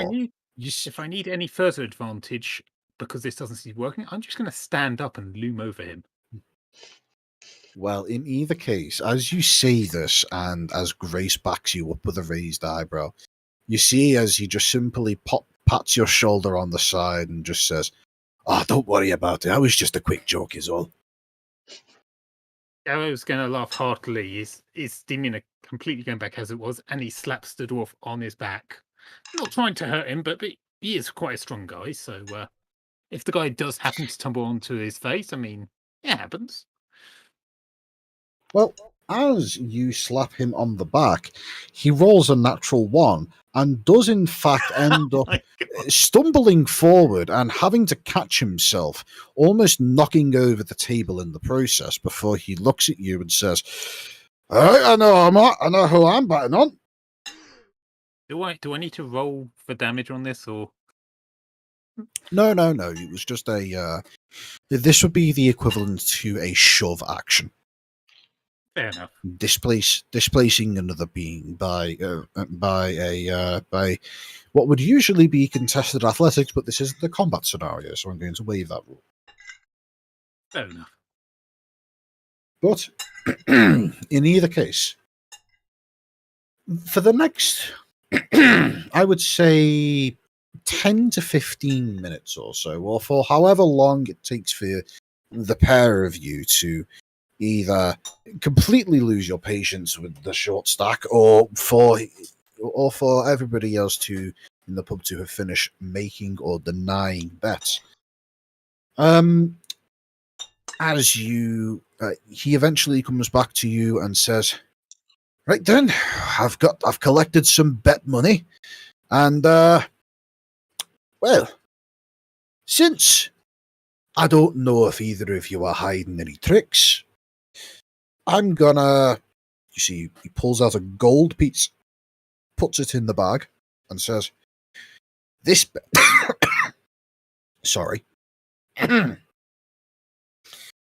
But he pulls out a gold piece, holds it up so that everybody can see, puts it into the bag, and says, "I'm betting on you," he says, nodding towards Garrow. Okay. Garrow, in response, smiles sagely, and in response to the comment about tricks up sleeves, he gestures, "Well, I have no sleeves to hide," and then neatly takes his hat off and puts it on the table beside him, just to further prove the point that he's not up to any trickery. He And I have no nods tricks in to hide. appreciation. He nods in appreciation for the open honesty from both members of the table, and you get the impression that he is impressed by the honourable nature that the pair of you are taking with this little competition. I'm putting 1 gold coin on Garrow, and I'm gonna use my Master of Tactics to say, good luck. And like, What does that do? gives you advantage. Would I understand what Grigori has just done? I'm going to say you can roll insight, but Grigori, that only works when attacking a creature, and these two aren't going to be attacking. Well, it's an arm wrestling competition. Oh, okay. Well, still gonna Not put an 1 on attempt to break Garrow. each other's hands. Still gonna put on Garrow. I'm gonna just roll an insight to see if I understand what happened there, or if it was just a good luck. All right, I will let it be up to the pair of you to decide if a 10 allows Garrow to have some understanding of what just happened. But in either case, the rules for this game are going to be the same as I usually do for arm wrestling competitions and other player versus player non-combat competition. The pair of you are going to roll athletics checks. Oh. Whoever wins gets a stage towards their victory. This is going to be, if you imagine a needle on a gauge with a minus and a positive with a 0 in the middle. In order to be able to win, you need to get multiple successes in a row in order to be able to push the gauge fully into your direction. Eventually, through sheer weight of statistics, someone will win. Though it may take a while. One question about this rule set: does concentration factor into it at all? I assume you're not talking about the concentrating on a spell version of concentration. No, but as in real life, if someone starts, distracting an arm wrestler, they are going to potentially have a harder time staying in the fight. Yes, cheap tricks and distraction tactics can have an influence. Of course, Garrow would never do anything like that. Oh, no, of course not. Of course not. You say that, So- but it seems that already a cat has been sent to distract me. That wasn't me. That wasn't me. So Oh, what a little puck. Unless any of our party members wish to say or do anything else, or bet on one of us, perhaps? Yes, does any member of the party wish to make a bet on their friends? I shall bet on myself. A single gold piece.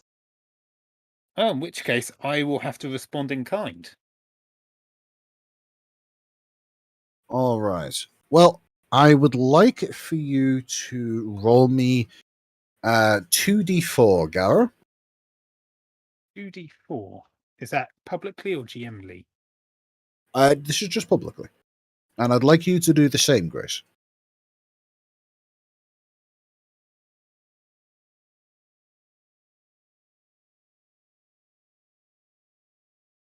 So, Haha. the bet gathered from around the rest of the tavern is 5 gold pieces and 6 silver pieces on Garrow, and I would like the pair of you to do the same again.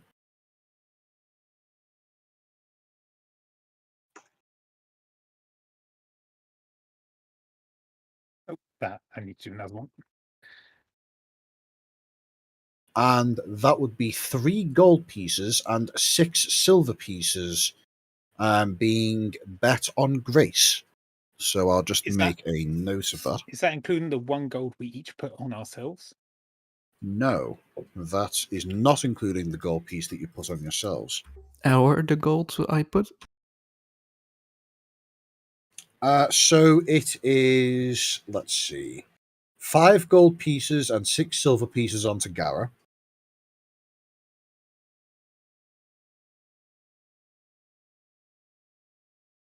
And that is 3 gold pieces and 6 silver pieces. Hang on, I think I've just mixed myself up. I'm just going to make a note of these myself. Okay. Give me just a moment.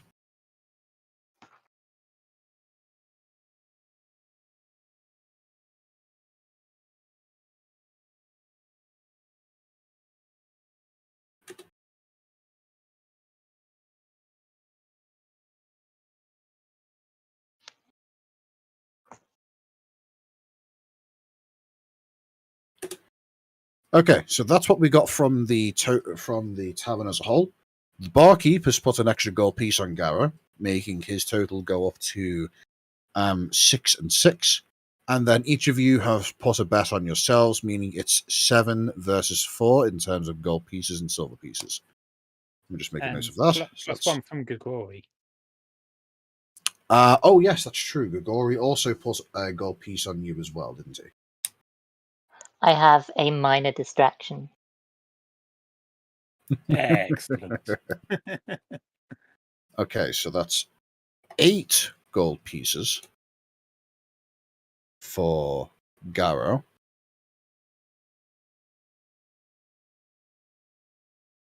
And only 4 for Grace. But a pair of you do have the same number of silver pieces bet on you. Is anybody else putting any money into the pot?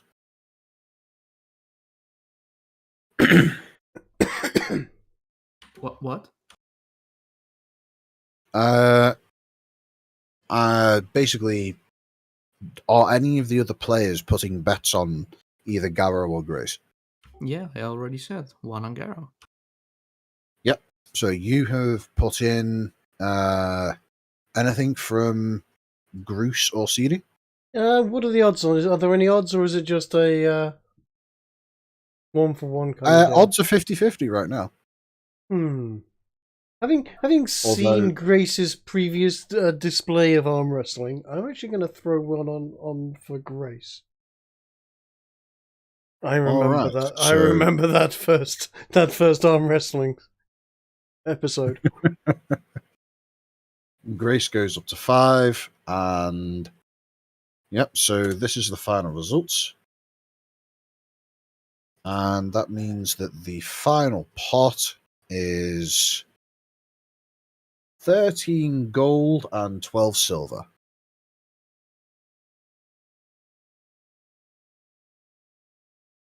Right. I would like both Garros and Grace to roll me athletics checks, please. Fantastic. Oh, and to make this more interesting. Oh. Ooh, that's close. That is tight. That is literally the same results on the die. An 18 for both. God damn, okay. Well, after this first round, Garros and Grace are both almost perfectly matched in their efforts of overwhelming physical superiority, with only the slightest of advantage going to Garros. Now, for these next rolls, what I'd like to do is have the rolls go to GM so that there can be a bit more of an aspect of suspense going through this. Okay. All right. I mean, to be honest, I was really expecting to roll natural 1 there. So was I. Well, no, certainly after I saw your roll, it's like, oh, if only I roll a natural 1, it would be hilarious. Oh well. If we both rolled 20s, the table would destroy itself around it. Well, I would say at this point the table is already not looking like it's handling it pretty well. I mean, a 24 and a 25 athletics checks going up against each other. There's Table's already a having minor noteworthy. earthquake. There's already a pair of noteworthy divots in the wood. Anyway, roll for me another pair of athletics checks, please.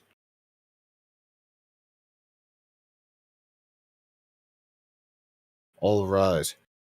This time, once again, the pair are mostly evenly matched, with both Grace and Garrow managing to match each other in terms of strength to quite the strong degree. However, once again, Garrow does manage to push his advantage ever so slightly forward, just a little bit further than the previous.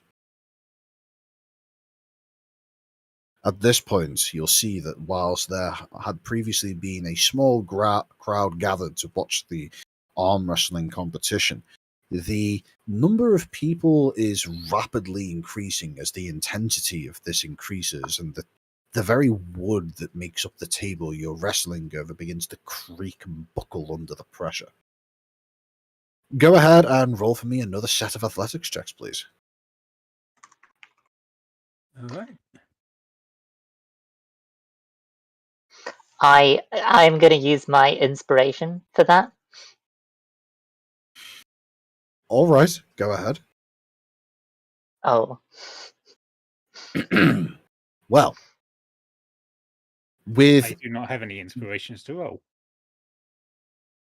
Grace having used an inspiration die to improve her already superior results further, you see as the pair are once again matched mostly evenly, except this time with Grace and Garrow being an almost perfect match for each other, but you could see their strength beginning to wane.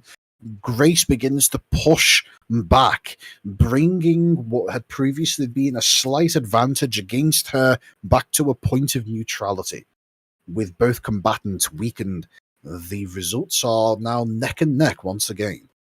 At this point, you can see a great deal of chanting and revelry has begun to erupt within the tavern, with chantings of Blondie, Blondie, Blondie, or Ginger, Ginger, Ginger going on, seemingly rooting for whoever they've placed their bets on. Garrett's gonna laugh out loudly and cry out for the people watching to sing us a song to spur us on. You get a little bit of a confused go when you begin to call that out, but go ahead and give me some more athletics checks, please. oh, All right. As the pair of you begin to go through this next round of attempting to overpower the other, the pair of you begin to hear as the crowd begins to go from just simply chanting the various nicknames that they have applied to the pair of you into something with a little bit more of a musical notation to it, as some of the bar people, some of the tavern goers begin to slam on various wooden surfaces, creating an almost drum-like effect, except the unfortunate circumstances of their inebriation causes this drumming effect to be horribly out of time, with it rapidly degrading into what can best be described as a bad attempt at a drum roll. This attempt at musical athleticism seems to disappoint Garrow, as Grace, finding a sudden aspect of weakness in her opponent, presses home her advantage, and with a natural 20, pushes Garrow to almost the brink of defeat. Garrow's going At this to point, Garrow's going to say, no, not like that. And he starts to lead a sea shanty that he learnt from Isengard. That he was told was often sung during feats of great strength on the sea. All right, I would say in that case, Garrow, you can go ahead and roll a performance check for the party, as well as your next athletics check. Do you intend to challenge me or sing? Yeah. Oh, Grace, I would ask that you also just roll a straight athletics check, please. Garrow responds to saying, you should join in, my lady. Feel the rhythm. Push you to victory. I shall drum heavily with your hand on this table.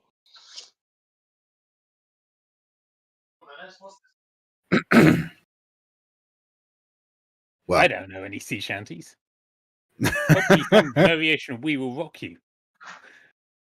as Garrow attempts to rouse the crowd into singing into a sea shanty, he's able to do so with a great deal of efficacy and with a great deal of melodiousness to his own voice, to the point where he's able to rapidly encourage the crowd into joining in with his melodious revelry.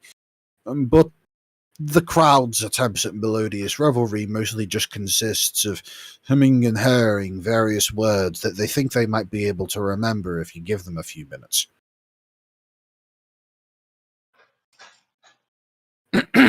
But as the athletics checks comes in, with Garrow having rolled a total of 8 and Grace having rolled a total of 16, Garrow already having been on the brink of defeat, this final roll results in a victory for Grace, with Can I? Garrow's hand just barely touching the wood before he eventually gives up and admits defeat.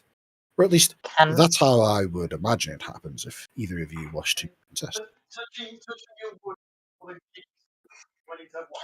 can I use Garrow's hand as a divine implement to smite the table?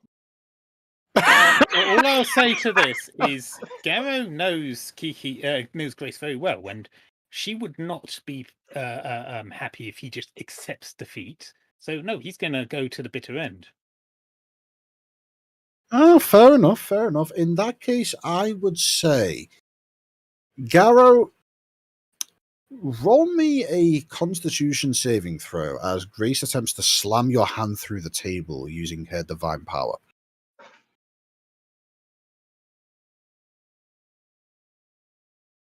All right. So, what I'm about to describe is what happens towards the end of this glorious, some of the most impressive arm wrestling competition this tavern has ever been witness to.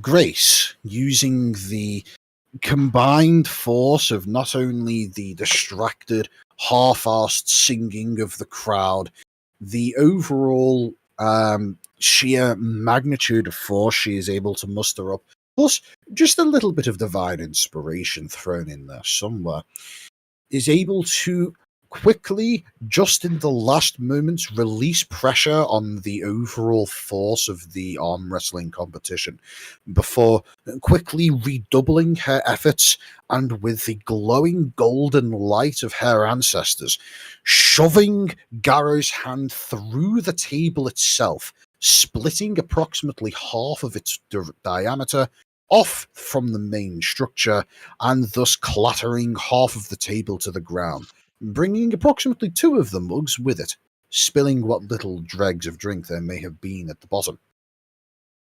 Garrow, on the You other said hand, May I make Garrow, a on the other hand, athletics having roll to see if I can catch my glass with my other hand? sure, that fits. I'm going to turn off GM rolls for that. Sure, both of you turn off GM rolls now. By the way, let me just take a quick screen cap of the rolls that resulted.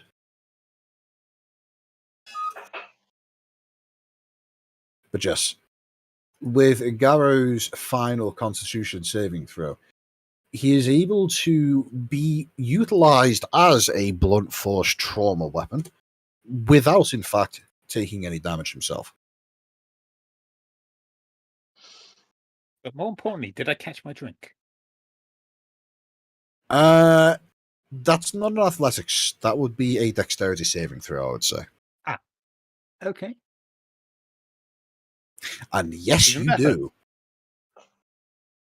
Right, Not well, only without do you missing- manage to catch, not only do you manage to catch your drink, but you even manage to catch both drinks, catching one with the other, saving both from clattering to the ground. Nice, I made a drink saving throw. Yes, So without and missing a single beat, I catch the drink whilst maintaining the tempo of the song as all of this is going on. excellent. And in the process, as the table clashes to the ground, and the entire crowd, of which now approximately 80% of the people in the tavern have been trying to shove their way through to be able to witness this feat of athleticism. You would guess about 3/4 of the people watching simultaneously give up whatever singing they were attempting to muster up and instead just simply give a large simultaneous "ah" as their bets are suddenly lost. But the other half of the other minority of the people celebrating break out into a much more enthusiastic series of umming and ahhing at being a little unsure as to how the words go, but making for an excellent backing track to your own singing, Gara. You said you had a fresh table here, Sig. The dwarven bartender looks at you and gives a nod and says, "Do you want to go get it, or do you just want to turn this one around?" We can turn it around. If you rotate the table around, you're able to basically replace the broken half with the unbroken half, which you get the impression could probably hold up to another attempt at an arm wrestling competition, though So, it's almost certainly going to be unusable after this. do we now have a three-legged table? No. Are you familiar with what a wire spool looks like? Like a spring? No. Give me a moment. Oh, like the big roundy rounds. Yes. Yes. What's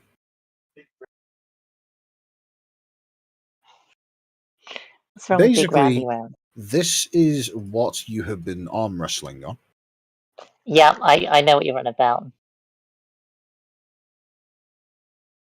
Except obviously taller and appropriate for appropriate for arm wrestling. And I for some half reason of thought you that were. half of that has been sheared straight off. I for some reason thought you were talking about the wire on the spool and not the spool itself. Oh. Yeah, that wouldn't really work. No. So I thought you were were all suggesting it had drinking like one of these. Yeah, I thought it had like a spring type bottom with a top on it. It's fine. That would make a very, very, very unstable platform. Especially would. for arm Wait, wrestling. Do you mean like in that GIF where the fat woman and the guy are on the children's playground? He gets flung into the tower.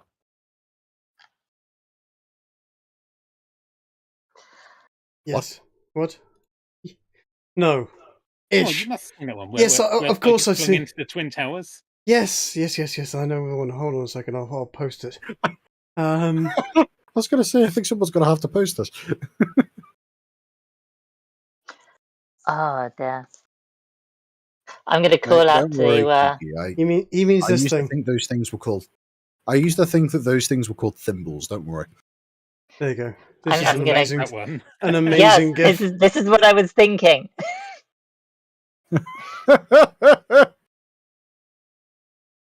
Oh,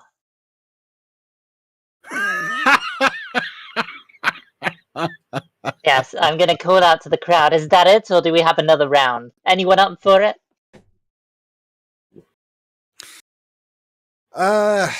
For the most part, the rest of the crowd seems to be relatively dejected.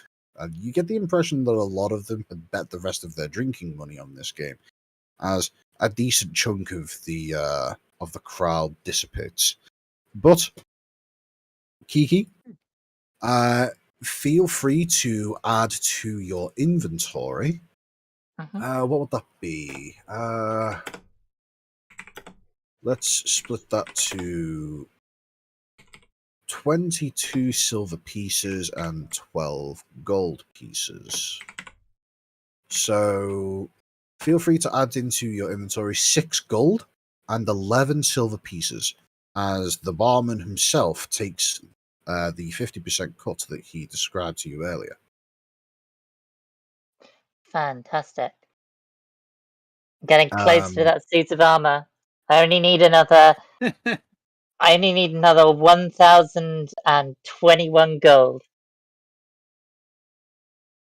What the fuck is that, Trig? What the? Some By the things are way, best not questioned. who I remember somebody put a gold piece onto on I did. Grigori. I bet on Grace. Oh, great. Yes, that's Never mind. true. You did. Grigori put Mhm. the bet on Bruce. On Yeah, Grace? you also managed to get your your results back. So go ahead and add 5 silver pieces and 1 gold to your inventory, assuming you took that gold off in the first place.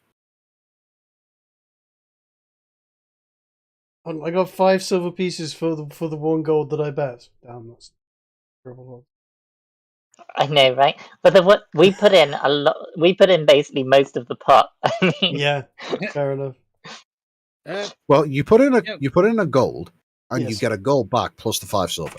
So it's a 50%. Yeah. You know what? Garrow is going to look around the pub, look at dejected faces, turn to Grace and say, "You know what? How about we do left hands? Loser buys around for everyone here. Looking at how dejected these people are, they need some cheering up." Do you call that out to the whole room? Yes, Garrow is being his usual loud self. Well, that suddenly turns the mood of the tavern round, as the vast majority of people immediately cheer in your name, or at least what they think your name is. I At think this this point, table's got another go in it. At this point, you That's a spit. Jesus, where do you get Trig, these from, Trig? There's a lot going off in that one, huh?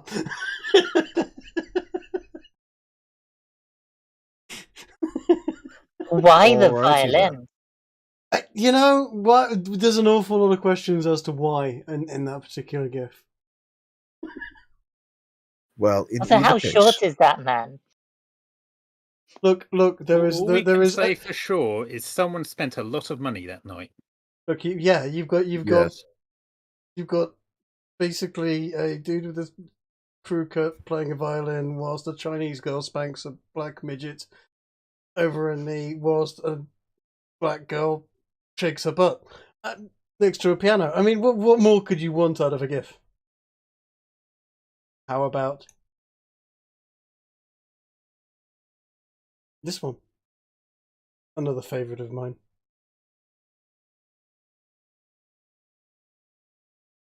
Oh God, Trig, you're really bringing out the old ones, aren't What? you?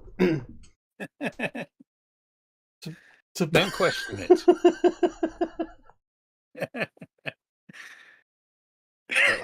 I have rather a potent collection of interesting gifts. Okay.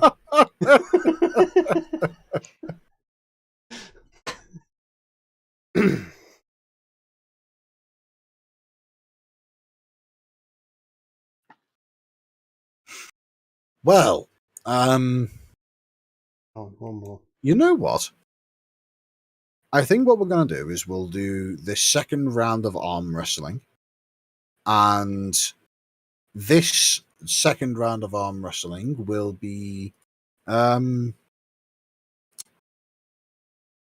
think what we'll do is we'll call a break after the second round, and then we shall get on to what I described as being the initiator of the next part of this campaign story. How about that? Since we are both using our offhand here, should we both roll with disadvantage? Oh, I'd say so. Yes. Sure, I'd say that's appropriate. Also, one question, Ginger. Garrow has lost track of his hat. So, whereabouts is it? Well, the hat. It was on the table. You know what? I'm just going to quickly roll a quick dice check.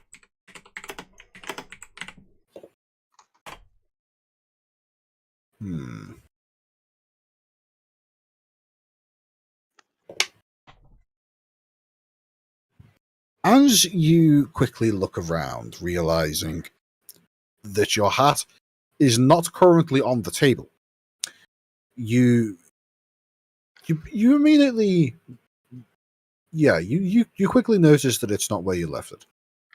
Go ahead and roll me a check to try and find it. Either perception or investigation, your choice.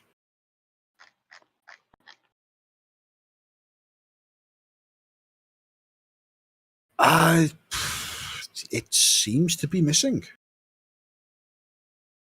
You look all around on the heads of the various people who could have potentially have swiped it, and well, you're not spotting it. One sec. I've got a cat being cat-like. Oh no, you've got the cat this time. Well, you had the cat, but the cat apparently caused you to win, so you better get your wallet ready to buy everybody a But drink. she's yowling up a storm. Oh, no, we can't hear a thing. I think I am safe. Where were we? Sorry.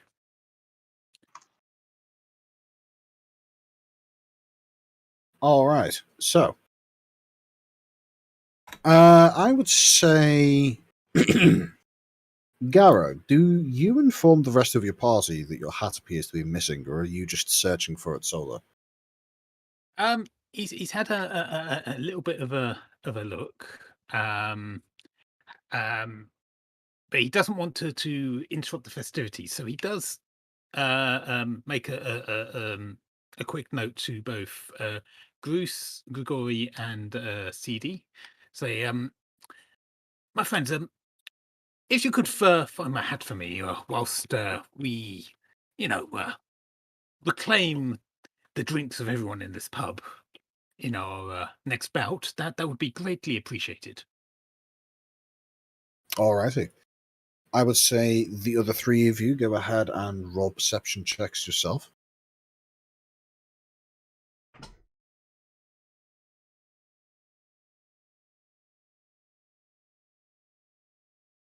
Once again, I have Seedy, terrible. yes, that is quite exceptionally awful, I must say.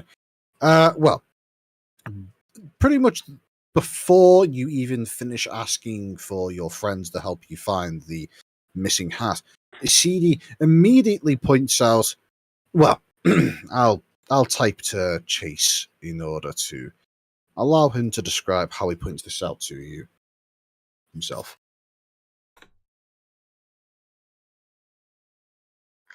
Turns out Chase was the one who took the hat. I wouldn't be that mean. Come on. Oh my God, Trick! You You're a little bit distracted today, aren't you? Look, you made me look into my gifts folder. That's it. I regret very little. As Garo looks around searching for his hat, I just tap him on the shoulder. It's literally under there. Do you just point at it, or you gonna hand I it to point- me, or I point under the table. oh, okay. Yeah, the hat just fell under the table, and in your panic, like illogical monkey brain of has somebody stole it, took over, and caused you to miss just checking under the table.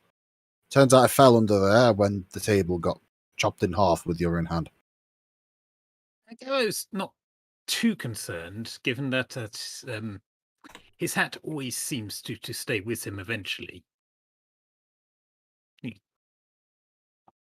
A wizard always has a hat. It just kind of happens. But he is appreciative of Seedy pointing it out. He will reclaim it and put it, I think, on an empty seat by the table this time. Good choice. So, with the next round of arm wrestling beginning, I think this time we'll go with open rolls. So, the rest of the crowd within the tavern is once again chanting, but this time isn't particularly chanting with any given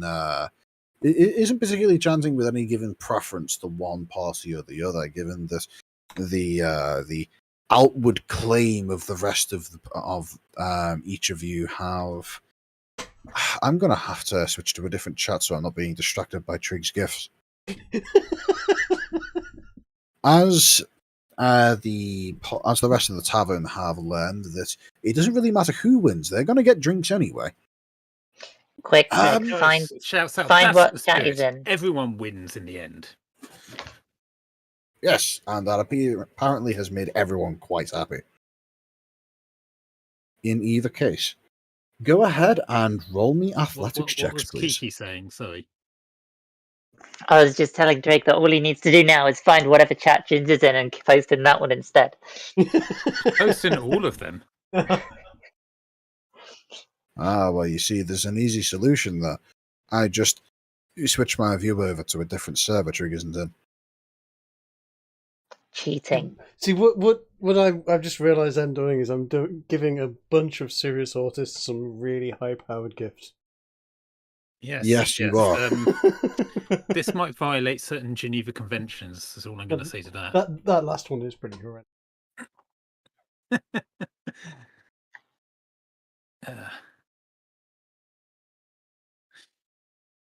Ginger, just out of curiosity, does Garrow reckon that if he focuses himself, his chi and all that, if it would give him any additional advantage in this role?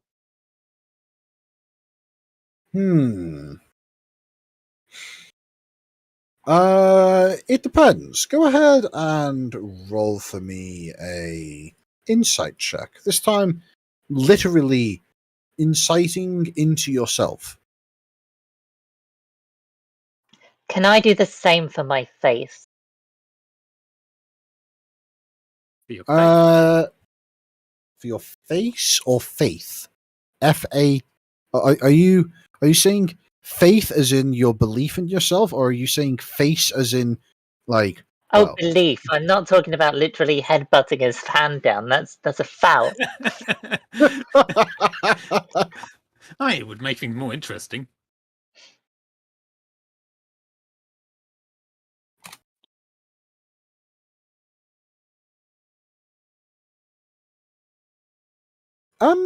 Yeah, I'd say also go ahead and roll either insight or arcana. Oh, Arcana with a -1. I'm definitely rolling some insight. Ah. Haha! My gods will help me.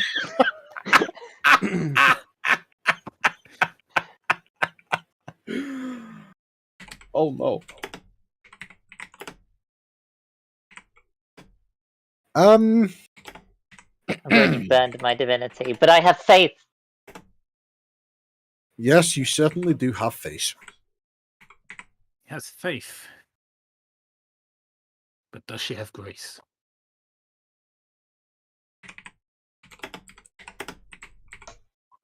All right, Az, go ahead and describe that to those else who are in the chat. As Oh. I ask that the pair of you give me athletics checks, please. And you know what? We'll do it close roll. So send them to me via GM rolls only, please. All right, so this would normally be with disadvantage because we're using our offhands, yes? Yes, that's right. Okay, so as Garros sits down at the ruined table, he shouts out to everyone, "Right, now, let us all do this together as a team, as a group of men against the world. We shall really all get into the spirit of the thing, and we shall all win this together, no matter what side we're on." And as he sits down and puts his left hand on the table, he begins to sing the oldest of old shanty songs. What shall we do with the drunken sailor? What shall we do with the drunken sailor? Well, unlike the previous I'm not going to do the shanty, whole which thing. was unlike the previous shanty that you tried to rouse the crowd into joining in with, this one is far, far more well known, even amongst the landlubbers of the area, and as such, you're able to rouse pretty much everyone in the crowd into joining in and matching tempo, albeit with a degree of, they're all off their titch drunk at this point, let's be honest. Those in the party who are paying attention may notice that Garros getting into somewhat of a trance from the rhythm of the group of people singing. I would say those of you who are keeping an eye on things, most likely Grigori, possibly Seedy, possibly Bruce, roll me perception checks whilst I describe the events of this round of the arm wrestling competition. Oh, goody! I usually do What so about well on perception. myself? What about Holy- myself? I am intent and Shit. observant of Garrow at this point to a high degree. Holy shit! I actually got a perception check that wasn't like 5. Oh, wow. Yeah, what the hell? Oh, yeah. Well, Kiki, you're being egged on by Garrow as well. I would say you can make a perception check, Kiki, but it's a disadvantage. It's definitely a disadvantage. That's fine. Early in the morn. And it seems as though Chase may be otherwise occupied, so we will go ahead without his check. For now, though, Bruce, you are the only person to notice that apparently the weather outside the tavern has suddenly become quite unpleasant, with seemingly rain and beginning to batter the outside, and apparently some of it even managing to worm its way in through the lackluster architecture that makes up the Bad Star Bar. Okay. Yes, Duck, I would in fact say that the weather outside is quite frightful indeed. But is the fire in the bar quite delightful? Oh yes, very much so. Especially given the roasted pork over the on a spit that has on occasion been served up to the to various members of the party.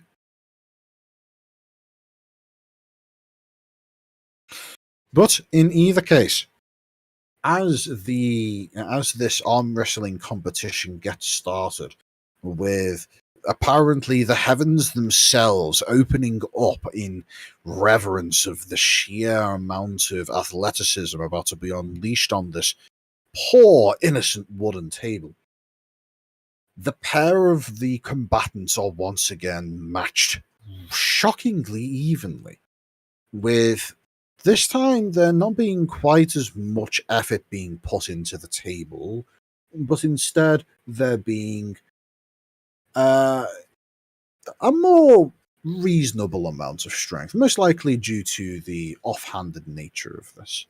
But as it goes through, as is mirrored by the previous arm wrestling competitions events, the efforts from Grace seem to just about edge out over that of Garros.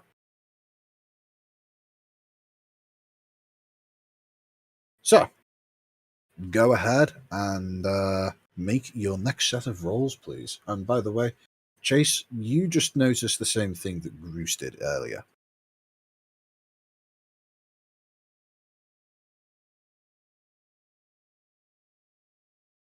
Okay. All right. So, as this next round of the arm wrestling competition goes through, the pair of you notice that apparently whatever edge that Grace was able to get out over Garros is suddenly lost, and lost in almost spectacular fashion, as Garros rapidly begins to accelerate his hand down with a tremendous amount of force. Grace, holding on by the proverbial skin of your teeth, you are amazed at the sheer amount of effort that Garros is able to put into this left hand, and suspect that maybe this man is ambidextrous. Have you noticed Amber Sinister? All right. Where were you hiding this? Garros just too much wrapped up in the song and the competition to answer. But you do notice a slight glint in his eye and a small smile.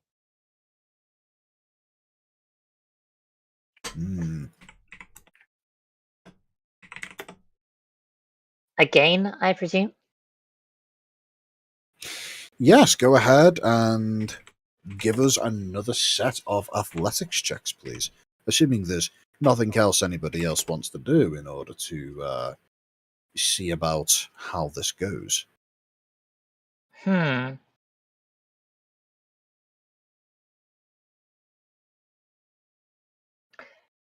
since he seems to be... Oh, no, it's dishonorable. I'll keep going. All right. Damn it. This time, as the arm wrestling competition goes through, the incredible amount of effort portrayed from Garros seems to back off considerably, with Grace somehow managing to not necessarily claw back some ground, but managing to hold steadfast in her efforts. The hands do move neither closer nor further from the dreaded table. At this point, the revelry within the bar is... You suspect it may have hit its peak, and there is at least one individual who seems to be getting rather impatient for his drinks. Go ahead and give me the next roll of athletics checks, please. Oh. Well, with Garros having managed to finally ram his hand further into the table with such great force, and with Grace's efforts finally giving in, the table is most certainly sacrificed in the name of a good show. Ginger, may I as Grace did, have a flourish of my own? I Well, assume Grace what I'm wouldn't going give to up do, until the bitter end. Goodness, what no. I'm going to do is post the last set of closed rolls, and from here, I will let you, Garrow, describe what these results mean for the poor table. Well, Garrow is going to continue going with his arm beyond the table as far as he can, and perhaps all the way into the floor. There will definitely be some lightning scorches around where his fist passes through or lands near to wooden surfaces. All right. And May in have doing so, thrown Grace down with the force of this. I don't know. well, I would say, Ez, I would, it can be your choice if Grace has to make a dexterity or a constitution saving throw to either slip free of your monstrous strike into the ground, or just simply bear with it and maybe even add to the destruction with her own strength. Kiki, would Grace try and slip free? Goodness, no. If you're slamming Grace to the floor, she's falling under the table and cutting through it on the way back up. Well, I suppose I might have to roll a strength roll to see if I plunge her through the floor under the bar. Under the tavern, rather. Alrighty. In that case, I would say, Grace, this time as an open roll, adding your own strength to this. Well, at this point, it's approaching vandalism. Go ahead and roll athletics. Open so that we can all see how much the combined might.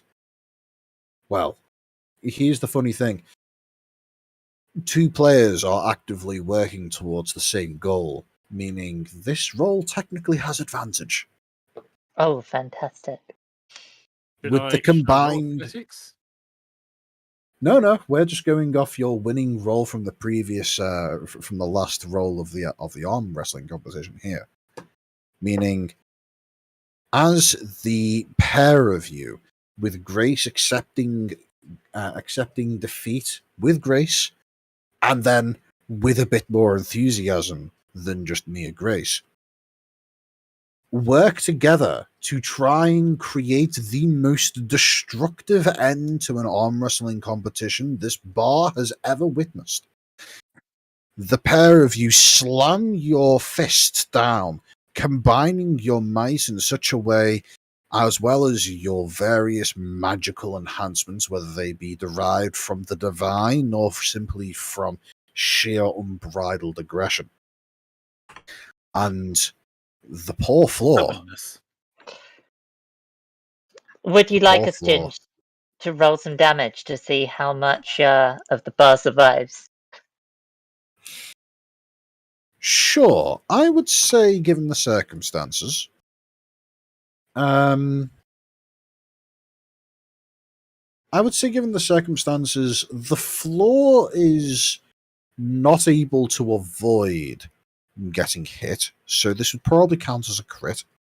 So, yeah, Gower, you go ahead and roll another d6 and add that onto your bludgeoning damage.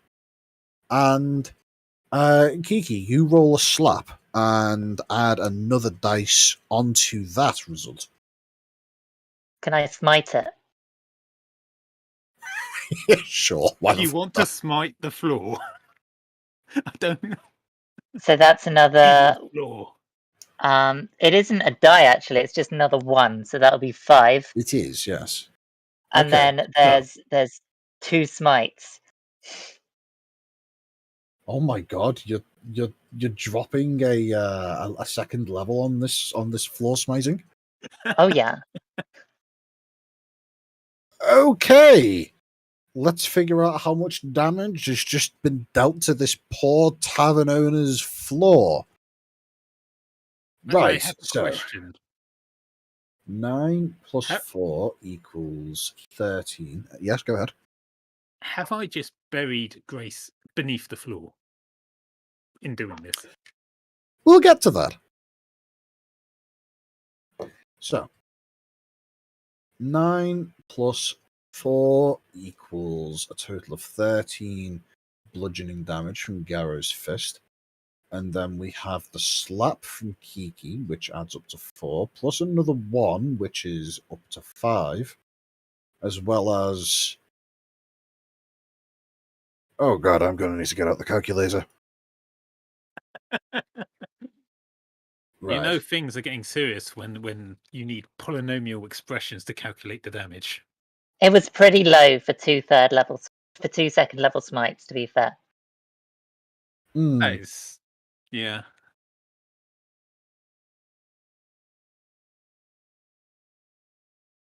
All right, so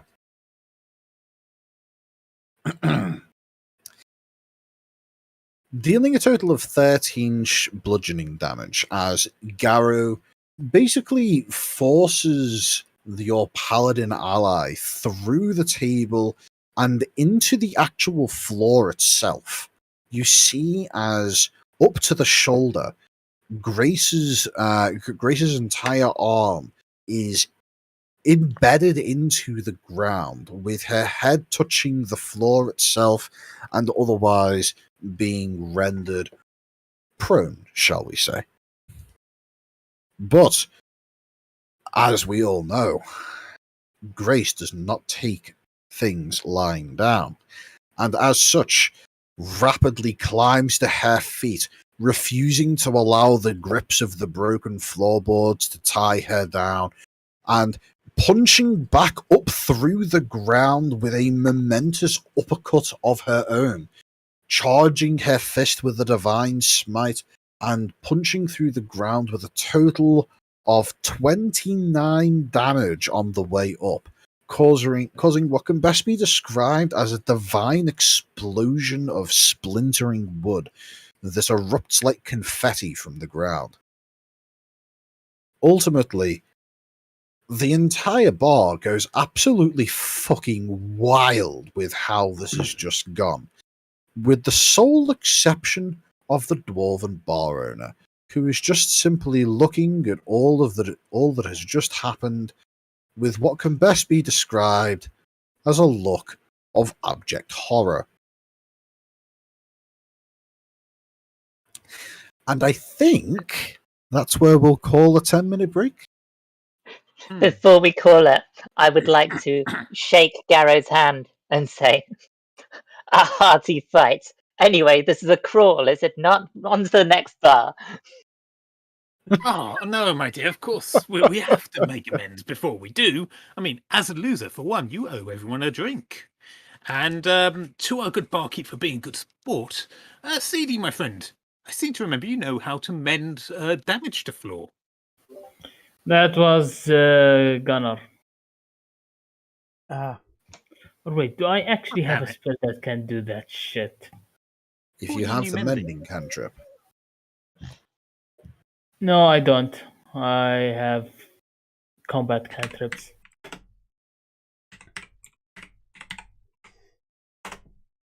I do have one question. Did this arm wrestling contest end with the sound of thunder? Almost certainly. It shall be legendary across the whole city then. Yep. Yes, there will most likely be mentions of that time a lightning bolt struck the interior of the Bad Star Bar and exploded the floor from within. So he'll get plenty of stories out of it. I'm sure he'll turn a profit from the damage. He's got himself a monument to the, a new wonder of the world. Absolutely, and it looks like we've got a crowd that's in need of a new bar. So we've got a crowd now to take with us. Wait. So hang on. You've just put a hole in this man's bar, and now you're taking all of his previously paying customers away to another establishment to buy them drinks elsewhere. That's a terrible thing to do. Well, they can hardly drink in a broken bar. Surely, Just- Grace, you're not just taking all the clientele. You would take him as long because you owe him a drink now as well. Oh, he's welcome to join as well, of course. Well, whilst I come up with an appropriate response to this, perhaps it would be a good idea to have that break I mentioned. Fair point. Yeah, I want to make something to eat. The burger gifts getting to you. That's I hate you for that burger gift, by the way. And that is a glorious set of gifts. I don't know what you're talking about. God, I'm fucking hungry Indeed. for some burgers. Do you have burgers out there? We do. We have a lot of places that sell burgers. Burger makers, for That's example. cultural appropriation. Quite honestly. Yes. It's cultural appropriation, and we are very happy for it. Well, they steal everything, don't they? Yes. This is why I really hate druids. I'll be right back. You know, they trade in slaves, they steal our burgers. There's just nothing good about them. They don't even wash. They can summon water. They can literally conjure matter from nothing. And Yeah, yet but they don't wash. You got to understand, Kiki, that water is Jin water. Clearly, you don't want it on your body. Right, I am going to be back shortly if we're taking a break. Yes, we are indeed taking a break. It's When do we want to nearly 11 reconvene? o'clock. Nearly. It's past Past 11. 11. It's goddamn. Look at the time. I would say let's make it a generous break and reconvene at past. Cool. I shall have a hearty break then. See you guys soon.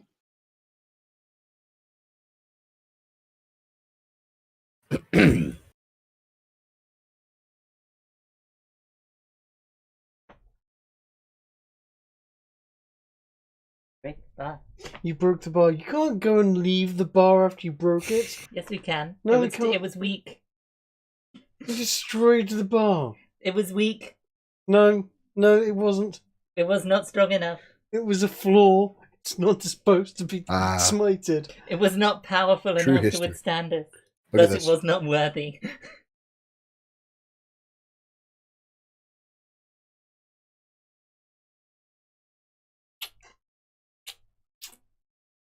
Want to destroy a good, decent barman's bar and then to steal his customers?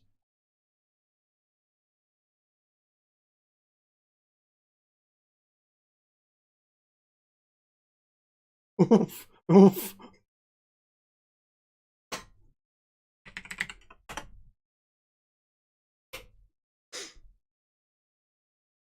Yes.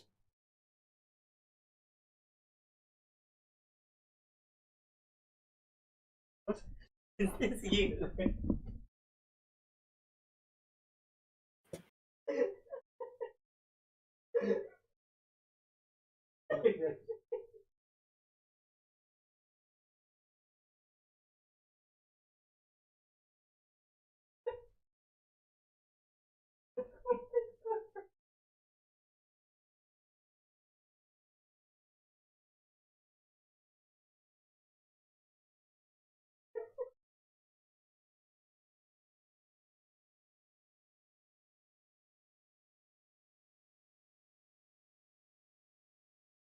In the bathroom.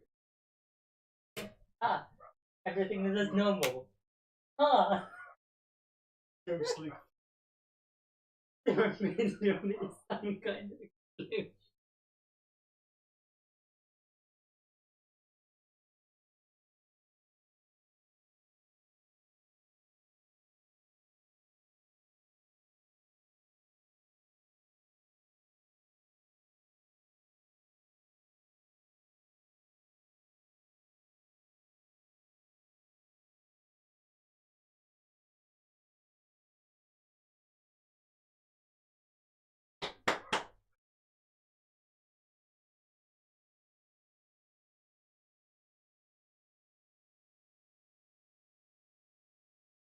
I'm wearing.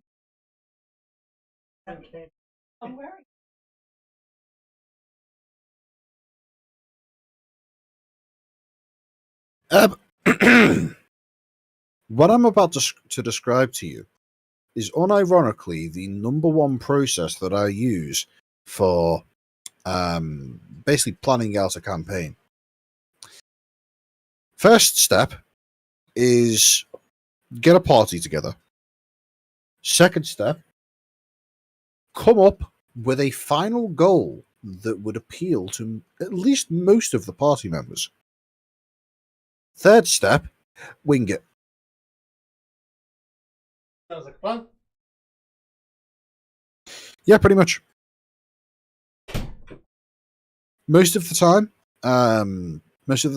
the combined creative efforts of both you as the DM and the rest of the players is able to inspire ideas as to where to steer the campaign. So it's not literally just winging it entirely, but it usually consists of the party and the campaign creating a kind of winding story that has an eventual destination for sure, but, well, it's impossible to account for the random nonsense that 4 to 6 people will eventually pull out of their asses. So it's best to just kind of lean into that aspect of the storytelling process, I find.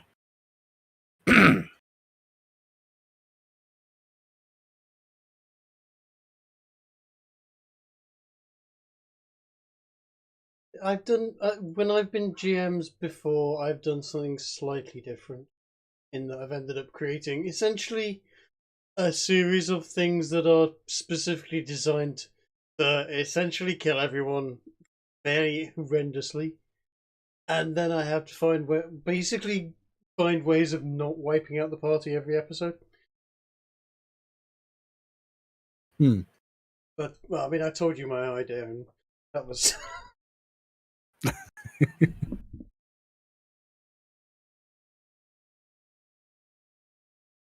Yes.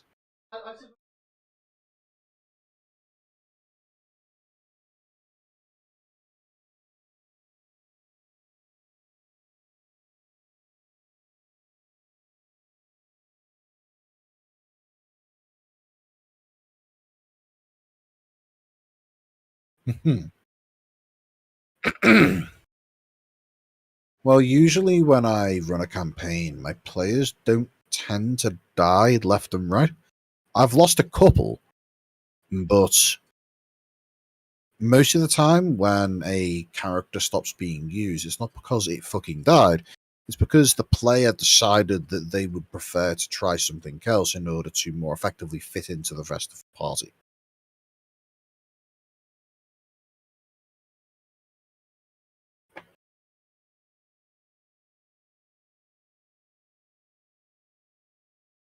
Christ, Ab. You sound like a particularly brutal GM.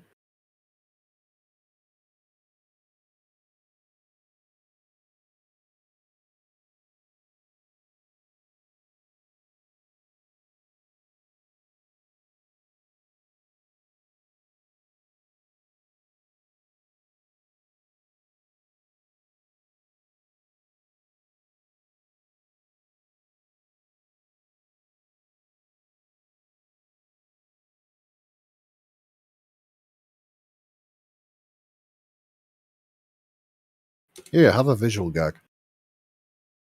It's particularly funny because I know that Trig can't see it.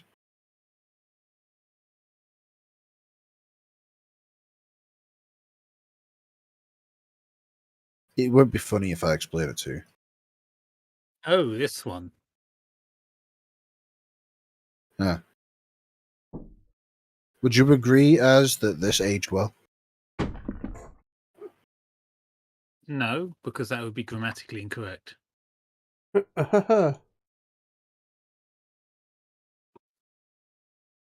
Hmm.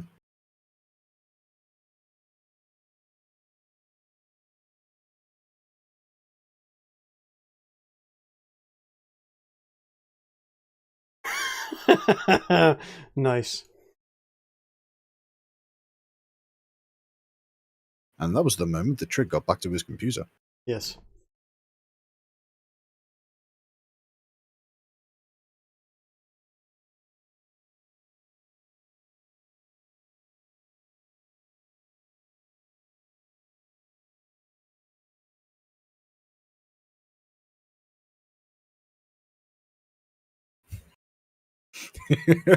I feel like you'll especially appreciate this one here, Trig.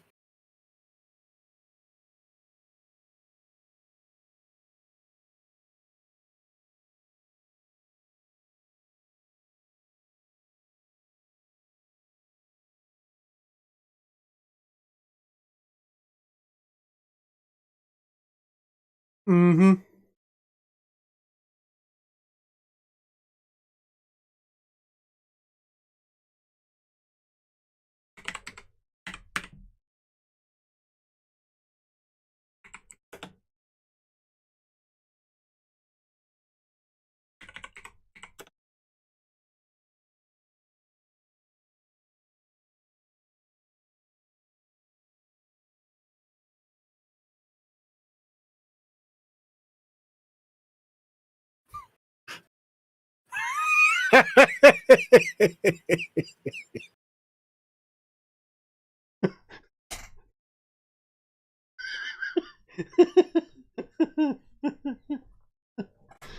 Ah.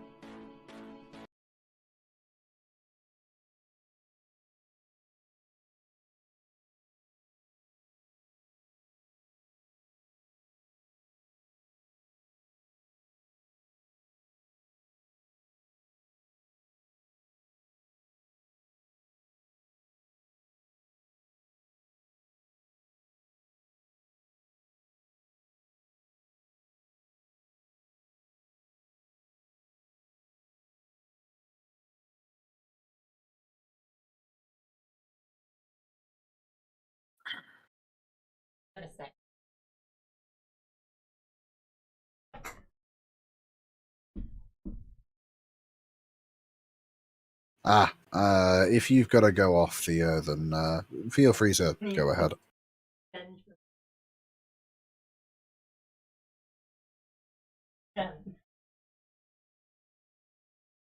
Also, what does everybody else think? Should I repost that over in Spiral?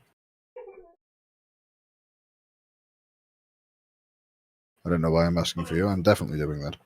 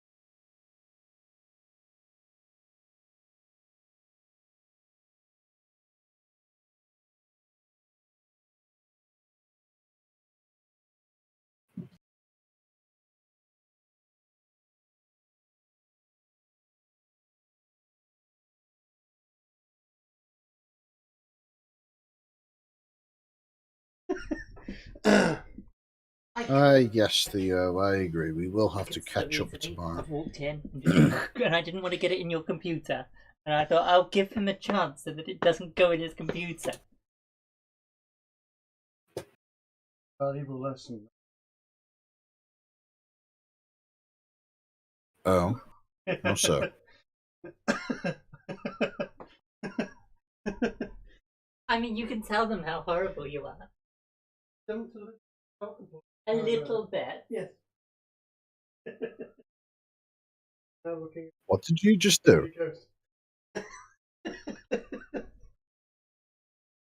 You didn't talcum powder the cat, did you? No, I talk about a Kiki. I was wearing white. It's black even. She's now wearing grey. Oh, that's just mean.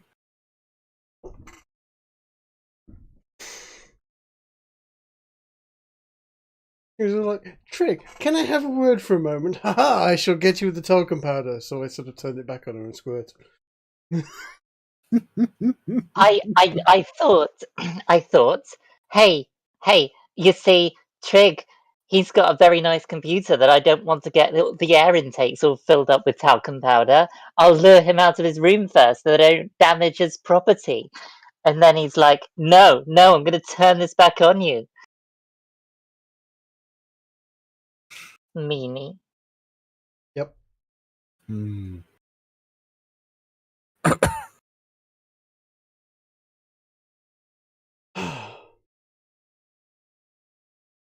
It's all over the stairs. It looks like we've had a very expensive time. Mm-hmm. And my nostrils are full of white powder. I'm very much. Hey, Drake. Yes. I've got a present for you. Another far too powerful. Well, this one's not a gift, but you'll see. You'll see. Make note of the glazing. Yeah, that's Me. just don't.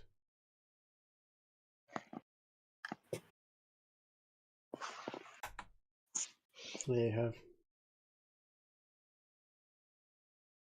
I have been mild with my gifts. They could be a lot stronger. Ish. I just figured you'd appreciate the addition to your collection as well. Yeah, no, that's Don't do always it, nice. Trig. Never show your true power level. No.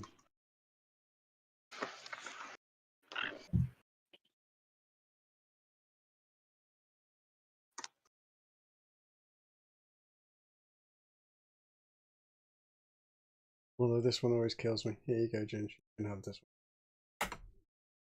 Uh-oh.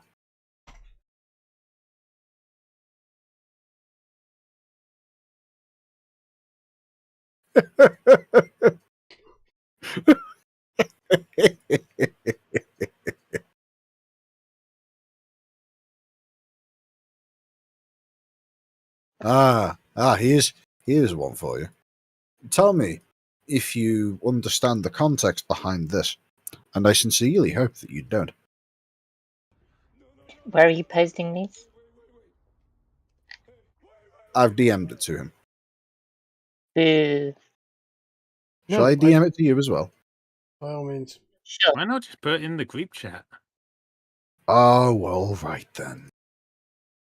This is the one that I hope that nobody gets the context behind.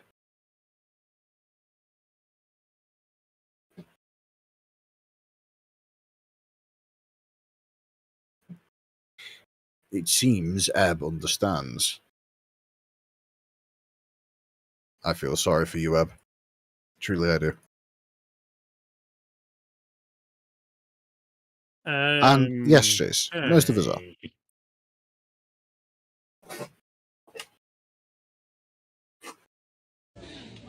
Ez, do you understand the context? Somewhat, but I'm not going to admit to anything. Probably for the best.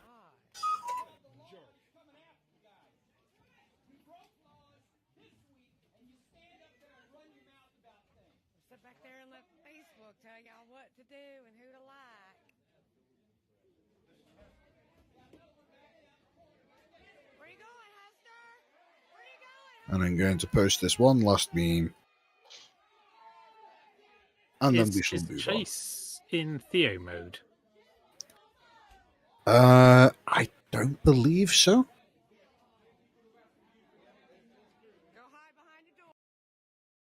Chase, speak. Although, given that it is 11:30, and it is rather late, perhaps we should go through with the previously mentioned plan of having another session tomorrow. Yeah, seems like a sensible idea. Yes. I'm sure there are several more taverns we can destroy. Well, we've only just started the pub crawl, right? Yeah. Apparently. It's not a good If pub it- crawl until you get kicked out of the city for destroying all of their taverns. Well, if this goes the way I hope, it will not end until Garrow has had a chance to cast his ultimate spell, Time Stop.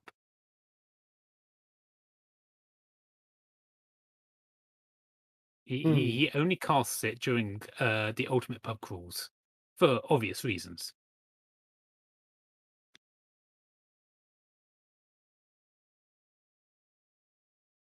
Fair enough. Oh, Christ, I think I've just discovered the most cursed image I've seen all year. Go on. Oh? You know what? I'm not going to take my chat with this. This is going into cesspool. Well, there's a place I haven't been in a while. Ah. Where even is Cesspool There's a these name days? I've not heard in a long time. Oh wow, I haven't even accepted the adult content marker on that.